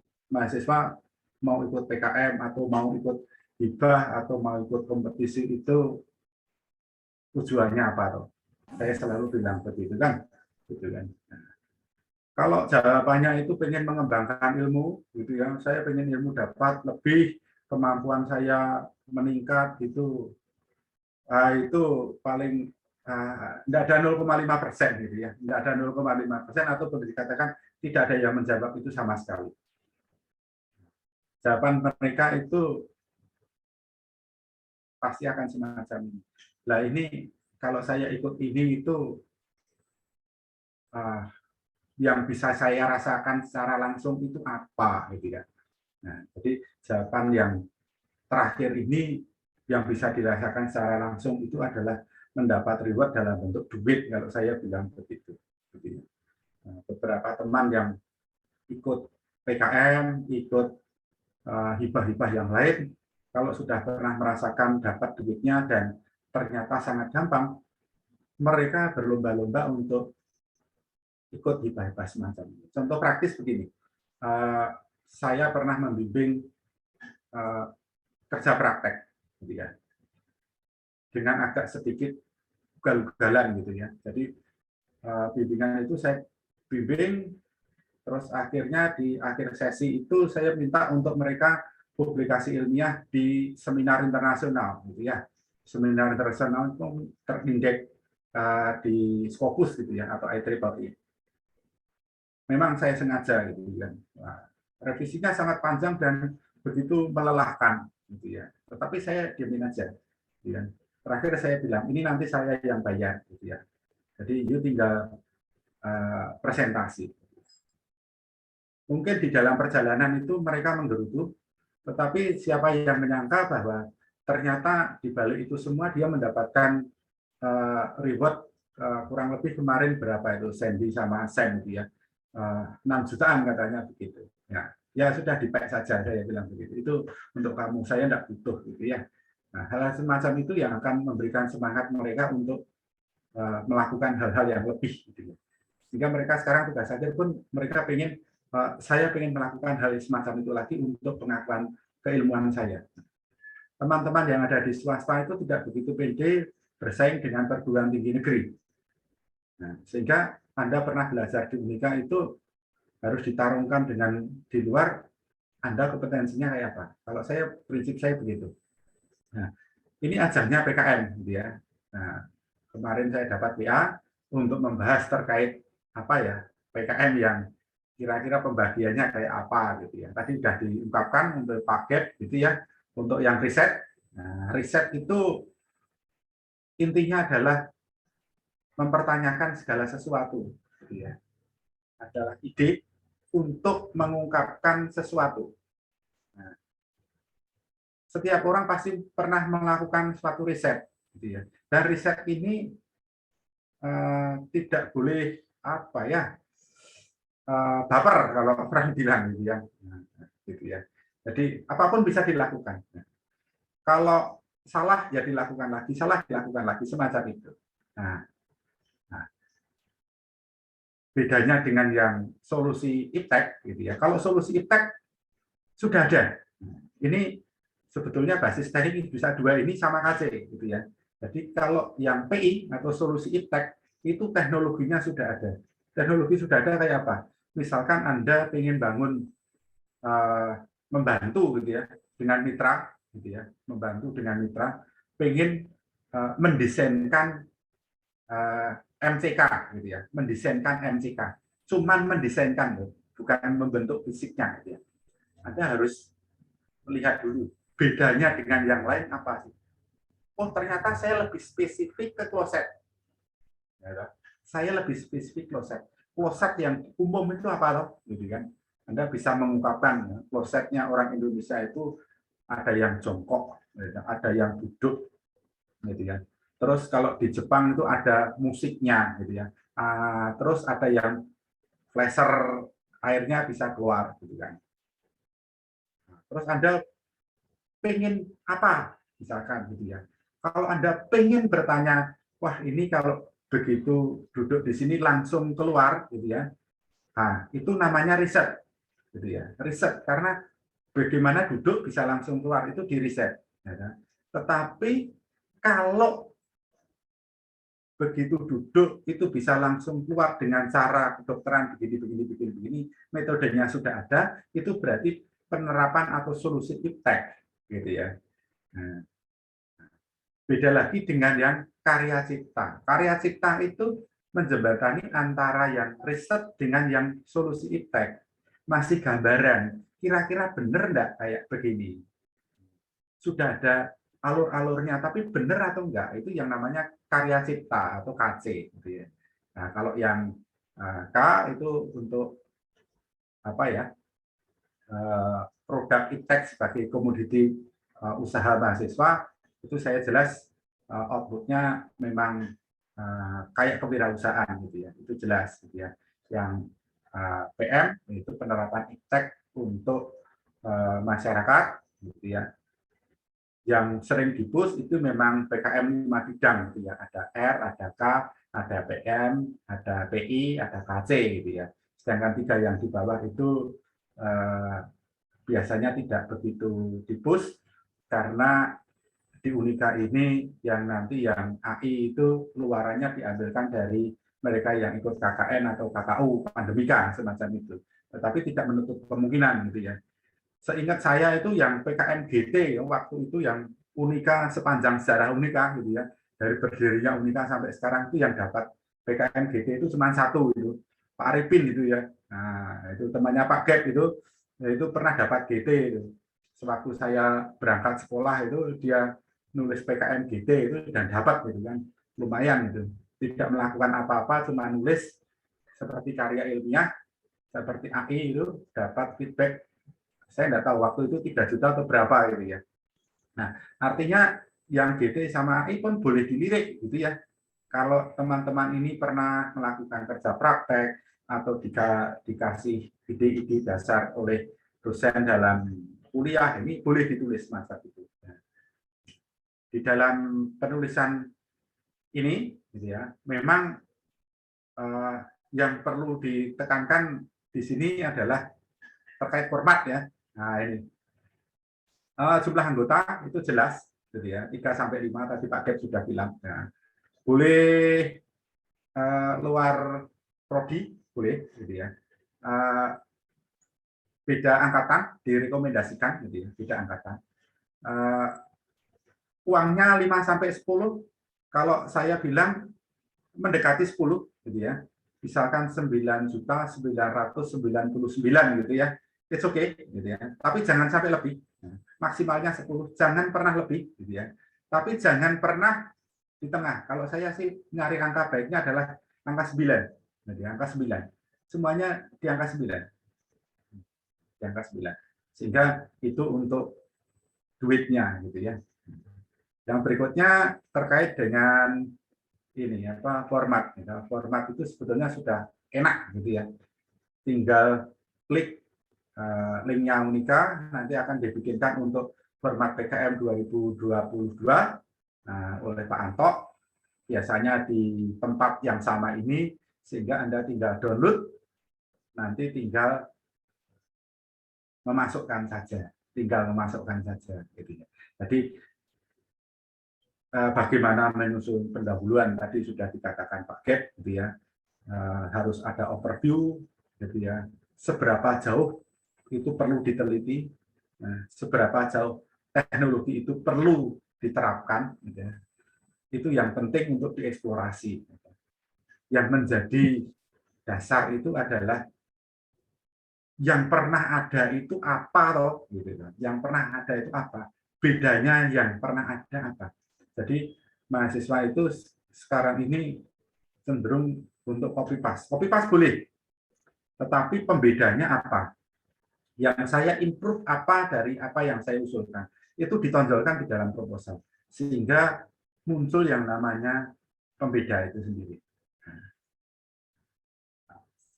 Tipsnya sangat simpel, gitu ya. Jadi download saja nanti di cloud-nya Unika, gitu ya. Username-nya PKM, password-nya oke deh. Setelah di-download nanti Anda pengen yang kayak apa. Nah, setelah download itu sudah di format batas kiri, batas kanan. Nah, tinggal copy paste, masukkan satu persatu, gitu ya. Terus isikan bagian proposal dengan baik dan benar. Kalau Anda sudah menulisnya, tinggal masukkan saja. Ya. Yang berikutnya adalah pastikan lampirannya ada dan kasih tanda tangan warna biru. Terlebih lagi nanti kalau ada meterainya biasanya sudah 10.000, gitu ya. Yang terakhir itu adalah pastikan bahwa Anda itu pernah melakukan citasi. Mahasiswa itu kadang mendadak pinter, gitu ya. Jadi menguraikan kata-kata tanpa mengambil pustaka itu sebetulnya tidak boleh, ya, tidak boleh. Jadi pustakanya cuma gambar tempel ya di latar belakang itu tidak muncul pustaka, di tinjauan pustaka tidak muncul pustaka, tahu-tahu di pustaka ada pustakanya. Lah itu tidak boleh. Itu kalau di format pasti sudah langsung dibuang, gitu ya. Pasti dibuang. Nah, kenapa Unika ini sudah memfasilitasi dengan Mendeley atau Zotero, gitu ya, Mbak Rate itu jalan-jalan terus, gitu ya. Artinya kalau pakai citasi dengan model ini itu dipastikan bahwa teman-teman punya papernya, gitu, punya papernya. Untuk mencari paper, saya rasa untuk yang gagasan-gagasan ini Anda bisa nyari di ini ya, jurnal online, terlebih lagi di jurnal pengabdian itu banyak sekali untuk melatih Anda melihat secara detail apa yang diusulkan, hasilnya kayak apa, dari situ Anda bisa improve apa, itu sangat mudah sekali. Jadi dasarnya semacam itu untuk membuat, gitu ya. Nah ini sebetulnya kalau dulu, gitu ya, 1 tahun pandemi waktu itu, teman-teman dari elektro itu saya membimbing satu, gitu ya, satu orang yang down, gitu ya, 2 kali ikut PKM dan gagal, gitu ya. Dulu tergabung di BEM atau Senat ya, untuk Kevin Chandra gitu. Dia ikut PKM 2 kali gagal, terakhir dia datang ke saya pengen belajar dapat PKM yang benar itu kayak apa. Gitu kan. Terus saya cuman suruh mengamati orang jualan es jus waktu itu. Lihat orang es jus itu apa yang bisa kamu tawarkan, saya sebaca itu. Dia bilang, tidak ada yang perlu diimprove Pak. Tidak, ada pasti segala sesuatu. Gitu. Nah, ditanya saja, kamu ngobrol sambil beli es jus tentang semacam itu. Ya. Muncul ide terus menggunakan tenaga surya, gitu ya. Didesain atapnya pakai tenaga surya, terus blendernya pakai yang blender DC waktu itu, proses yang ada di dalam suruh mengkaji dan segala macam, bagaimana cara menyusunnya. Nah, tapi yang saya tekankan bahwa jangan sekali-kali patah semangat. Jadi mahasiswa itu biasanya kalau datang dikasih revisi itu sudah down, datang kasih revisi down, besok tidak kelihatan ya, semacam itu. Tapi kalau tugas akhir kan biasanya karena terpaksa gitu ya. Tapi kalau PKM ini kan dengan senang hati gitu ya. Terus waktu itu saya bilang sama KC, bilang begini, ya yang penting semangat gitu kan. Apapun yang perlu didiskusikan kita diskusikan. Gitu ya. Akhirnya dia ngikut, terakhir didanai gitu ya. Muncul dana gitu, sekitar dapat berapa ya, 7 juta atau berapa gitu ya. Mungkin teman-teman yang ada di sini ikut, adik kelasnya ikut yang ada di sini gitu ya. Nah, dari situ dia bilang ternyata gampang ya Pak untuk bikin, cuman saya ekspektasinya terlalu tinggi, susah dan segala macam. Enggak, PKN itu simpel gitu, saya bilang begitu. Bisa dibayangkan kita nulis dengan cuma 10 lembar, kita bisa dapat 7 juta, kita free untuk ikut KKN gitu ya. Nah, itu semacam itu. Ini tadi udah diuraikan sama Pak Gep gitu ya. Ini saya ambil dari yang riset gitu ya. Memang basicnya akan semacam ini, nanti di pendahuluan, tujuan pustaka, metode, biaya, dan jadwal. Ini di pendahuluan itu ada apa, tinggal di breakdown-kan lagi, tinggal dimasukkan nanti gitu ya. Ini kira-kira semacam ini gitu ya. Nah, terkait dengan format, pasti nanti muncul pendahuluan itu pasti ada, tinjauan pustaka ada, metodologi penelitian itu untuk yang riset gitu ya, penerapan teknologi itu pasti untuk yang PI itu ada, biaya dan jadwal. Biaya ini tadi kita sudah sepakat untuk nilainya mendekati 10 gitu ya. Yang perlu digarisbawahi karena ini masih mahasiswa, tidak boleh ada honor gitu ya. Kalau Anda pengen transportasi masih boleh ini ya. Pulsa pun jangan banyak-banyak gitu ya. Masih boleh gitu ya, tapi jangan banyak-banyak, yang masuk akal saja gitu ya. Jadi transportasi pun kelihatannya masih boleh, yang tidak boleh itu honor untuk peserta, walaupun nanti real di lapangan itu mereka dapat honornya sendiri ya itu, tapi di komponen ini jangan dimasukkan. Jadwal ya yang jelas masih masuk ring jadwalnya pelaksanaan PKM itu it's okay gitu ya. Ini yang penting ada gitu ya. Biaya nanti di zoom lagi. Yang penting jangan melebihi dari plafon gitu ya gitu. Jadwal kegiatan ini wajib ada saja gitu ya. Tidak perlu dikoreksi banyak-banyak ini ya. Biaya dan jadwal, kalau biaya nanti sudah keputusannya di atas gitu ya, kira-kira rata-ratanya dapat berapa gitu ya, yang basis eksaknya sekian, ininya sekian, itu sudah ada. Jadi nanti kalau dilihat pentingnya di mana, di judul, pendahuluan, tinjauan pustaka, dan metode. Nah, ini yang pegang peranan sangat penting. Begitu proposal, seleksi proposalnya sudah oke terkait dengan format ya. Lampiran ini sudah ada template-nya, teman-teman tinggal ngisi ya, biodata ketua tinggal ngisi, tanda tangan, anggota, dosen pembimbing. Ini nanti masing-masing dosen pembimbing itu sebetulnya kalau di teknik harapan saya ya sudah punya CV sesuai dengan formatnya PKM, sehingga begitu dibutuhkan tinggal ngupdate saja, dikirim gitu ya. Jadi tidak selalu bikin yang baru gitu ya. Ini harapan saya semacam itu. Nanti kita usulkan ke Pak Dekan bahwa dosen pendamping PKM ini semoga seluruh teknik bersedia gitu ya, dan sudah memiliki basisnya ini sehingga tinggal memasukkan saja tidak masalah gitu ya. Yang berikutnya lampiran 2 itu dari detailnya biaya ini. Biaya itu cuman ini ringkasannya, detailnya nanti di justifikasi anggaran. Terus susunan anggota ini tinggal dituliskan saja. Surat pernyataan ketua juga dituliskan saja. Sudah ada template-nya, tinggal ngisi di miliknya Pak Antok itu ya, di format. Biodatanya tinggal ngisi, ininya tinggal ngisi. Saya rasa sih simpel gitu ya, tidak ada sesuatu yang aneh di sini gitu ya. Ini pasti cuma dilewati saja, nanti oh ada gitu, semacam itu gitu ya. Begitu juga dengan yang ini, oh ada gitu ya.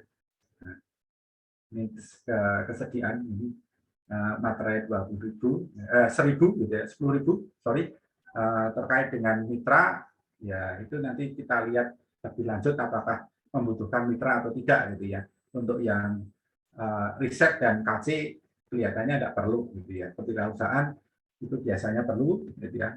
Untuk yang penerapan iptek itu juga biasanya perlu. Itu yang dari saya, nanti selebihnya kita bisa mendiskusikan gitu ya. Harapan saya memang biasanya gitu ya, teman-teman dari teknik ini memang jadi juaranya Unika gitu ya. Tahun kemarin gitu ya, ini kan baru mau bikin proposal ya. Tahun kemarin kelihatannya tidak ada yang ikut gitu ya, cuma ada anggota saja gitu ya.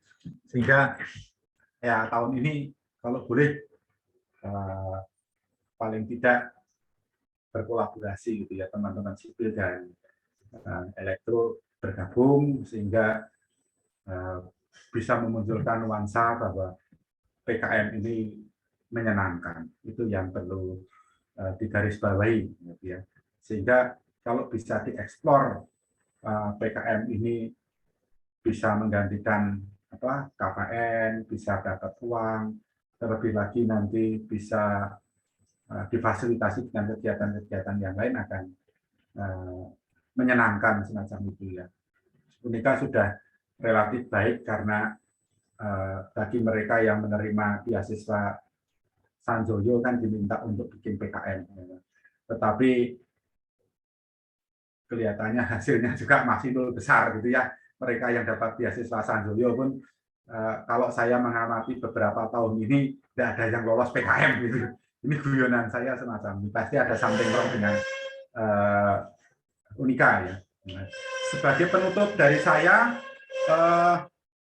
kita pernah jadi jagoan di PKM, gitu ya. Kita pernah menjadi juara umum, bukan juara umumnya, juara 1 untuk PKM penerapan teknologi, gitu ya. Juara nasional, juara nomor 1 waktu itu di Universitas Muhammadiyah Malang. Bagaimana dengan yang sekarang, gitu ya? Apakah kita akan mengacu ke sana atau kita mencoba menjadi pendengar saja yang baik? Ya, harapan saya karena teknik itu pernah menjadi juara waktu itu ya. Kebetulan waktu itu dari teknik elektro ya, jadi pemenang timnas untuk yang penerapan teknologi. Nah, tahunnya berapa ya? 2007 atau berapa? Itu lupa saya. Itu dari saya. Terima kasih banyak, panitia. Baik, terima kasih Bapak Leo atas pemaparan materi yang telah diberikan. Mungkin tadi penutup dari Bapak Leo bisa membuat teman-teman yang mengikuti PKM jadi lebih bersemangat nih. Benar banget nggak, Kak? Benar banget nih Kak Caca. Kak Bunga yang dari tadi udah memperhatikan, gimana nih tanggapannya, kesimpulannya? Dari materi yang telah disampaikan Bapak Leo, saya jadi tahu nih Kak, format penulisan proposal PKM yang benar itu seperti apa. Ada tahapan seleksi, seperti seleksi administrasi dan seleksi substansi, kemudian ada tips menulis proposal PKM yang benar, salah satunya memastikan citasi dan pustakanya itu sinkron menggunakan Mendeley atau Zotero. Seperti itu, Kak. Mungkin tips-tips tadi bisa dibuat acuan untuk teman-teman yang mengikuti PKM. Dan juga tadi Sudah teman-teman tersedia template juga, Kak. Iya, Jadi teman-teman benar banget. tinggal mengisi. Dan juga tadi ada Cloud Unika yang sudah dijelaskan oleh Bapak Leo, mungkin teman-teman yang ikut PKN bisa membuka. Oke, kita langsung lanjut aja ke sesi tanya jawab. Bagi teman-teman yang ingin bertanya, bisa di kolom chat dengan format nama _ pertanyaan. Ditunggu teman-teman, ayo tanya. Jangan melewatkan kesempatan emas kali ini, teman-teman. Teman-teman panitia juga bisa bertanya nih. Jadi nggak hanya peserta aja. Sambil menunggu gitu ya, sambil menunggu. Sebenarnya untuk yang format ini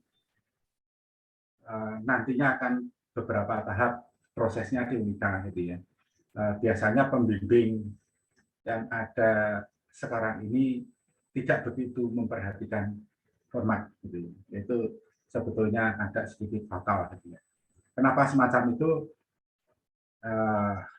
Ini agak sedikit ngerasani gitu ya. Sebetulnya saya nggak enak gitu ya. Tetapi real di lapangan kan semacam itu ya. Biar saja kalau saya ngerasani gitu ya. Jadi untuk jadi pembimbing PKN ini sebetulnya harus komit. Gitu ya. Komitnya harus baca panduannya. Kira-kira kayak apa? Karena Unika ini sudah begitu baik melihat template sehingga template ini paling tidak sudah memudahkan untuk kita mengisi. Sehingga kalau tinggal copy paste isi akan sangat mudah. Gitu. Nah, sama seperti nanti kebetulan kalau di teman-teman elektro itu ada kewajiban untuk publikasi ilmiah. Kewajiban publikasi ilmiah ini pasti akan sesuai template. Kalau tidak sesuai template pasti di-reject. Nah, ini pengalaman ini sangat berharga. Gitu. Sehingga kalau pembimbingnya itu sudah oke, tinggal mengarahkan lagi. Nah, pembimbing itu sebetulnya kalau punya pengalaman membimbing, punya pengalaman meneliti, itu baik. Nah, seringkali pembimbing itu cuman sebagai formalitas saja lah, gitu ya. Oh, saya dibimbing minta tanda tangan, yang penting saya dapat beasiswa Sanjoyo, semacam itu. Gitu ya. Saya juga sering melakukan hal itu, gitu ya. Saya tanya ini gini, Pak, saya baru nggak punya uang untuk bayar kuliah dan segala macam, tapi syaratnya untuk dapat beasiswa semacam ini. Nah, ya saya kasih tanda tangan, gitu ya. Nothing tulus, nek gul yo monggo, kalau nggak gul yo ora apa-apa, gitu ya. Beda dengan publikasi ilmiah, atau boleh dikatakan kalau di PKN ini AI, gitu ya. Kalau di publikasi ilmiah karena itu menyangkut nama baik saya. Kalau tidak bersedia dengan rule saya, mending tidak usah. Saya bilang semacam itu. Tidak usah perlu publikasi. Silahkan ujian reguler saja. Saya bilang begitu. Jadi Anda datang, diuji 3 orang dosen selama 2 jam. Kira-kira gemeter atau tidak, semacam itu. Gitu ya. Tetapi begitu melakukan publikasi ilmiah, entah itu seminar nasional, internasional, atau publikasi di jurnal, gitu kan, ujiannya cuma nyaris boleh dikatakan 1 menit, gitu kan.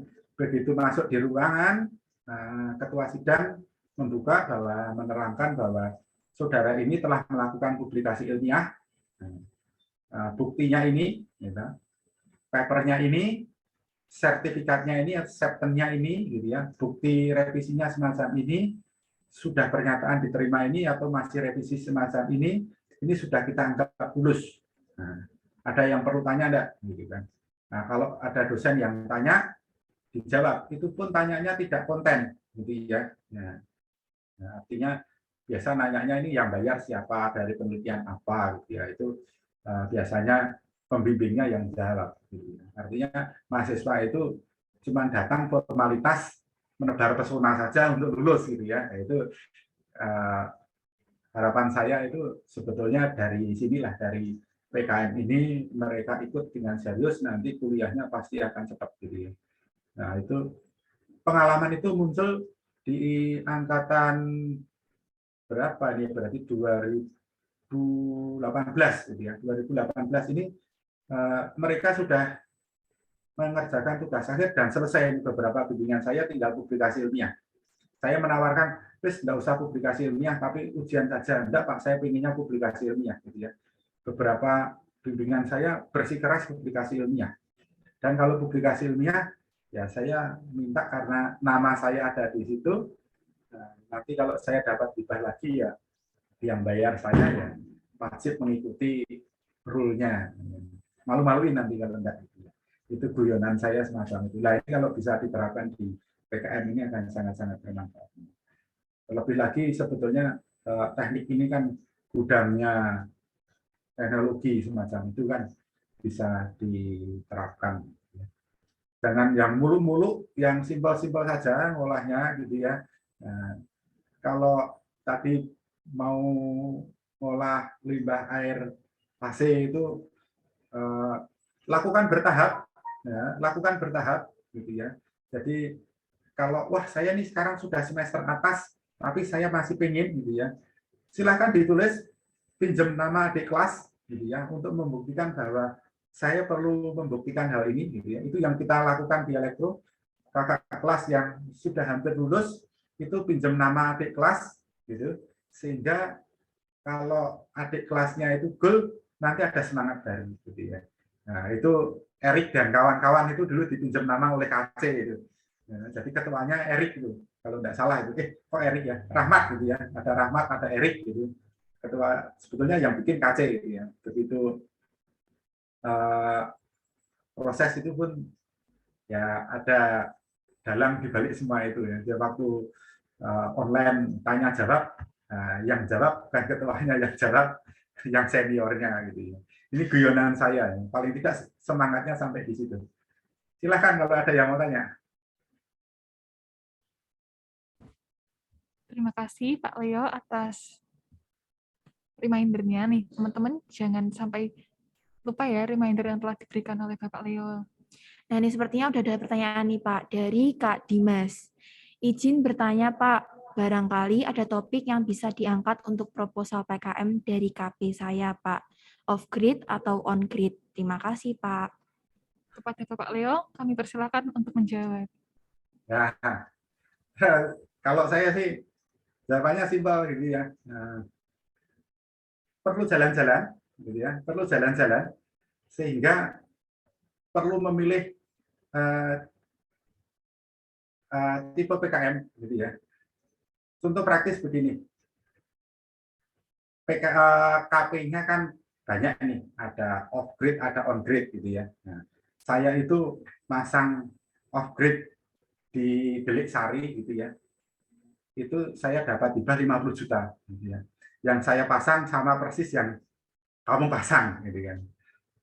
Nah, itu kalau diterapkan berarti PKM apa kan begitu ya. Nah, kalau arahannya itu untuk dapat profit, gitu ya. Nah, hitungannya sama biaya listrik. Nah, mungkin di Dimas ini kan pernah ngambil ekonomi energi nih, gitu kan.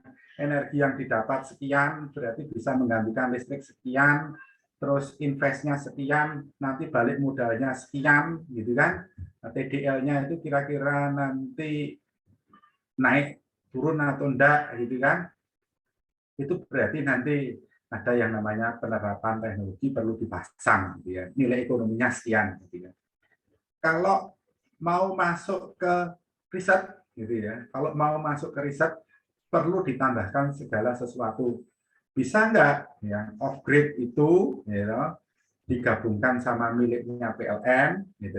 Jadi off-grid dan on-grid, tetapi kalau miliknya PLN mati, tapi masih bisa beroperasi, artinya bisa landing. Nah, jawabannya apa? Ya off-grid dan on-grid dihubungkan jadi satu, gitu kan. Tapi itu kan mahal Pak, mahal kan barangnya. Di lab sudah tersedia, gitu kan. Anda bisa pinjam di sana, nanti uangnya dikantongi saja. Nanti Pak Arifin tinggal dikasih duit jajan, gitu kan. Nah, suruh dampingi, simpel-simpel saja, gitu ya. Sehingga dari yang pernah ada itu apa, improve yang saya berikan apa, gitu ya. Yang pernah ada, gitu ya. Sistem itu off-grid, ya, sistem itu on-grid, tapi bagaimana menggabungkan keduanya itu menjadi suatu sistem dengan peralatan yang sudah ada. Tetapi beda lagi nanti kalau skripsi ya, skripsi saya minta menerapkan dalam algoritma gitu ya. Nah, Nah, itu nanti biayanya ngitung sendiri ya. Ini karena PKM ini kan biayanya kan cuma 10 juta gitu ya. Ya ada peralatan yang ada di lab itu bisa dimanfaatkan lah gitu kan, semacam itu. Nah, terkait dengan sebetulnya banyak gitu kan, sudah dibelikan peralatan untuk permagnet-magnet ya, permagnet-magnet sinkronus generator ya. Kemarin saya belikan gitu ya. Nah, itu kan bisa dilihat lagi, oh ternyata untuk yang riset gitu ya.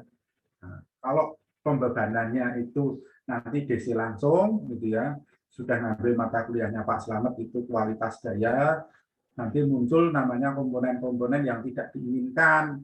Nah, sebetulnya muternya harus komponennya cuma fundamental, karena muncul komponen yang tidak diinginkan, efeknya terhadap generator apa? Oh, ternyata muncul getaran berlebih, kan begitu. Nah, nanti alat ukurnya yang namanya vibrator meter. Kemarin saya bilang ke Nopal, nanti kalau riset saya goal tak berikan, gitu kan, untuk membuktikan, gitu kan. Oh ternyata muncul lebih. Lah, kalau muncul lebih efeknya di mana? Lah nanti putarannya itu kan kocak, sehingga lakernya itu mudah rusak. Nah, semacam itu. Yang simpel-simpel saja, sehingga kalau bisa uang 10 juta itu ya untuk melakukan risetnya 2 juta, gitu ya. Untuk transport sama pacaran itu berapa, gitu toh. Untuk makan bersama itu berapa, gitu ya. Jalan-jalan kemana untuk nyari observasi itu berapa, sehingga PKM ini jadi sesuatu yang menyenangkan, tidak medeni. Kalau saya ngajarinya begitu. Jadi ngiras pantes, timnya itu pacarnya, jalan kemana sambil pacaran, bensinnya ada, makan juga dibiayai, semacam itu. Ini guyonan saya semacam itu. Jadi saya pun kalau dapat hibah yang kemarin juga melakukan hal-hal yang kayak begitu, gitu ya. Jadi makan-makannya dibanyakin gitu ya sama teman-teman, gitu ya. Karena honornya 0, gitu ya. Begitu Mas Dimas. Ya. Nanti bisa ngobrol lagi dengan saya, kan sering ketemu, apalagi sekarang kita punya sistem pembangkit listrik tenaga surya yang e-lending yang sekarang ini dibangun, gitu ya. Nah, itu buat PKM saya rasa sih mungkin saja, gitu ya. Tapi semangatnya adalah kalau proposalnya nanti banyak revisi, jangan patah semangat itu saja kalau saya gitu. Jadi modalnya cuma satu, ya double aja enggak apa-apa gitu ya. Salah maju lagi gitu aja, biar nanti kan sering kali maju kan pasti sampai benar gitu ya. Karena apa? Ada yang bimbingan KP dengan saya itu cuma laporan kerja prakteknya cuma gambar tempel pun saya okekan gitu loh. Sampai bimbingan beberapa kali akhirnya juga benar juga kok gitu loh. Apalagi yang ini gitu kan. Yang penting jangan patah semangat. Gitu, Dimas. Terima kasih Bapak Leo atas jawaban yang telah diberikan. Bagaimana Kak Dimas? Apakah sudah terjawab pertanyaannya?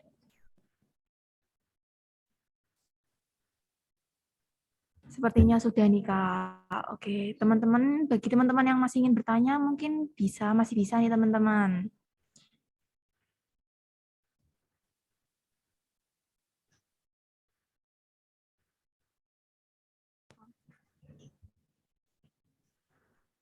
Ya, kalau di elektro itu biasanya kita diskusi apapun itu di lab, ya di bawah Pak Arifin itu sudah dikondisikan. Ya, saya sudah minta Pak Arifin untuk mengkondisikan lab sehingga lab itu bisa dijadikan tempat untuk bertukar pikiran, diskusi dan yang lain-lain. Saya mengkondisikan tempat lainnya itu menjadi nyaman, ya, sehingga nanti teman-teman boleh mendiskusikan di sana. Apalagi kita kan sudah offline ya, offline, full offline gitu ya. Masuk enak, keluar enak, sehingga diskusinya pun enak. Tapi jangan lupa protokol kesehatannya juga diikuti gitu saja. Sehingga sudah waktunya lagi kita untuk berkarya, untuk mempush, jangan sampai predikat sarjana pandemi itu melekat gitu ya. Sarjana pandemi melekat itu apa? Ya sarjana penuh dengan kasihan, IP-nya bagus-bagus, tapi ilmunya kosong. Gitu. Ini Pak Dekan selalu semacam ini angkatan kosong ini, bilangnya begitu. Karena apa? Begitu nilai Pak Dekan itu mengeluh, nilainya semuanya belas kasihan, gitu kan. Nah, gitu. Jangan sampai semacam itu. Buktikan. Cara membuktikan gimana? Ya kita melihat perguruan tinggi lain, kita tarung dengan perguruan tinggi lain, menang atau enggak, gitu kan? Semacam itu. Ya, jangan sampai Unika ini jadi macam ompong. Katanya akreditasinya A, tapi ternyata PKM-nya banyak yang tidak lolos, kalah dengan perguruan tinggi sebelah yang tidak A, gitu kan? Malu-maluin, gitu kan? Kalau saya sih semacam itu, gitu. Nah, sehingga itu tantangan buat kita. Teman-teman dosen sudah membuka tangan, silahkan datang anytime, silahkan berdiskusi, punya ide apa, yuk kita mulai sama-sama, kita ajukan ke PKM, yang penting kita sepakat, kita ingin menjadi juara. Nah, semacam itu. Pak Gap tadi sudah membuka dengan begitu, yuk kita sama-sama, idenya apa, yuk kita terapkan yuk, gitu kan, semacam itu.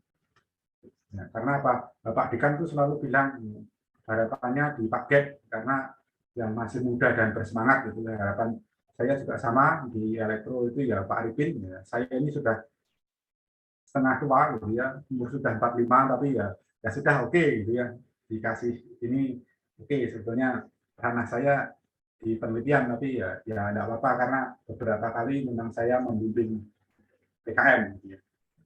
Begitu teman-teman semua, welcome kalau di tempat kami, ya. Jadi topiknya mau elektro atau tidak elektro, agak ke sipil, selagi ada sangkut pautnya dengan logika berpikir, saya rasa welcome saja, gitu ya. Jadi boleh lintas disiplin.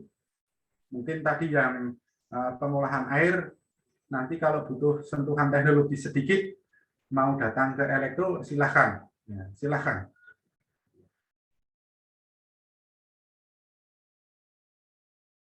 Pak, karena waktu sudah habis, kita lanjut saja ke sesi selanjutnya. Tetapi sekiranya jika teman-teman masih ada yang ingin bertanya, mungkin bisa bertanya di grup WhatsApp yang telah tersedia. Nanti kami para panitia akan membantu untuk menjawab pertanyaan teman-teman semua. Benar banget nih. Oh iya Kak, kami mengucapkan selamat siang dan selamat datang kepada Bapak Arifin. Halo Bapak Arifin. Halo, selamat sore. Datang Bapak, terima kasih sudah menyempatkan untuk hadir. Oke. Ya, Sekarang dia kita harus hadir karena dijatah sama Pak Dekan, gitu. Minimal yang gol 5 katanya kemarin begitu. Minimal yang gol 5, gitu kan. Pokoknya 5 itu pembagiannya boleh 2-3 itu. Pak Gap 2, Pak Arifin 3, atau Pak Gap 3, Pak Arifin 2. Pokoknya harus 5 minimal, bilangnya begitu. Itu tugas besar. Gitu. Okay. Thank you. selanjutnya kita ada sesi untuk berpose nih Kak, yaitu sesi dokumentasi. Jadi bagi teman-teman yang masih off cam mungkin bisa di on-in kameranya ya teman-teman. Karena Kak Kusain akan mendokumentasikan kegiatan pada sore hari ini. Kepada Kak Kusain, Kami persilahkan.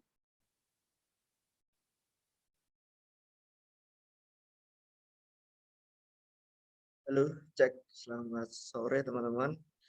Baik, sesi dokumentasi akan saya pimpin untuk bapak-bapak dosen dan teman-teman diharapkan on cam ya. Baik, oke, 1, 2, 3. Baik, sekali lagi teman-teman. 1, 2, 3. Baik, terima kasih. Saya kembalikan ke MC. Baik, terima kasih Kak Kusain. Selanjutnya ada apa nih Kak? Selanjutnya akan ada kesimpulan dari pembicara kita nih Kak. Tetapi berhubung Bapak Gabriel mendadak ada urusan yang tidak dapat ditinggalkan, langsung saja kita memasuki kesimpulan yang akan dibawakan oleh pembicara kedua kita, yaitu Bapak Leo. Kepada Bapak Leo, kami persilahkan.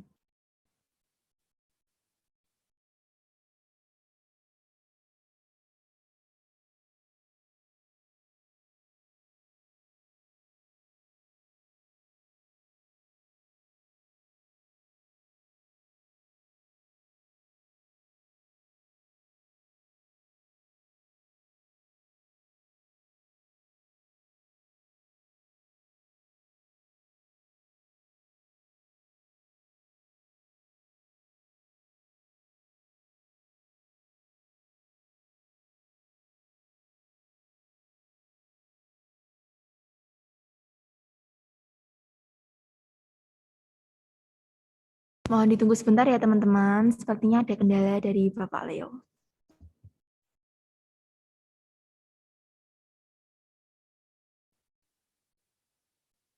Dengar Bapak. Halo, tes.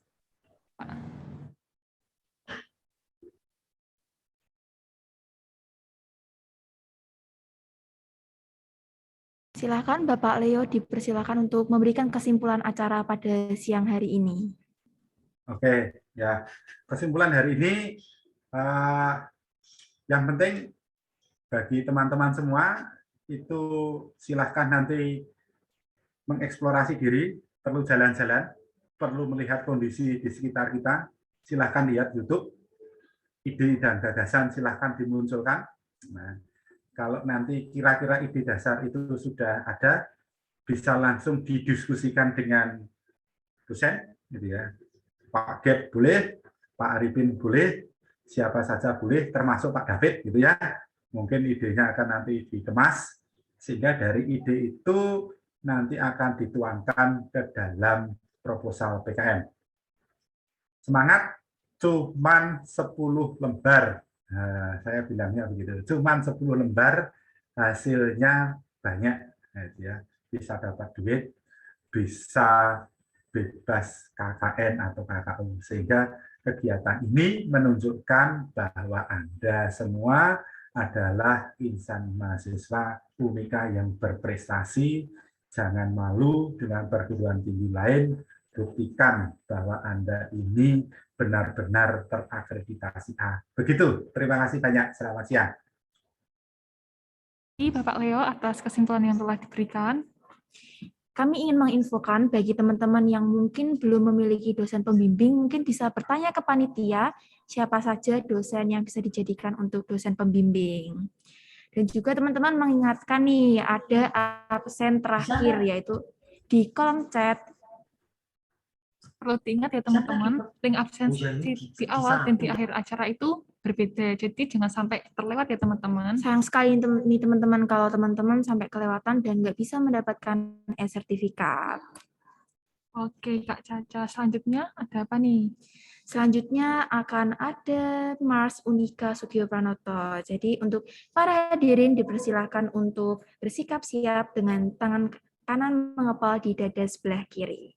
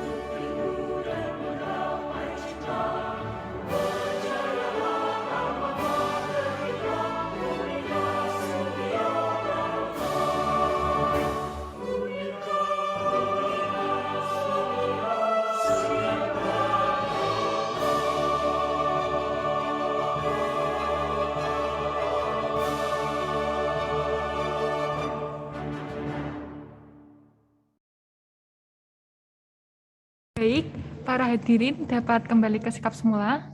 Tidak terasa kita sudah berada di penghujung acara. Untuk menutup acara pada sore hari ini, alangkah baiknya kita akhiri dengan doa. Doa akan dipimpin oleh Kak Felix. Kepada Kak Felix, Kami persilahkan. Terima kasih pada MC. Baik, sebelum acara ditutup, alangkah baiknya kita tutup dengan doa pada Bapak dosen, Pak Leo, dan Pak Arifin, dan teman-teman lainnya. Marilah kita bersatu dalam doa. Terima kasih kepada Bapak di surga yang telah memberikan kelancaran dalam acara PKM Class kami hari ini. Namun kami bersyukur telah melaksanakan acara ini karena kami yakin Bapak di surga akan selalu bersama kami. Semoga penyertaan Bapak di surga bisa selalu ada dalam hati kami. Amin.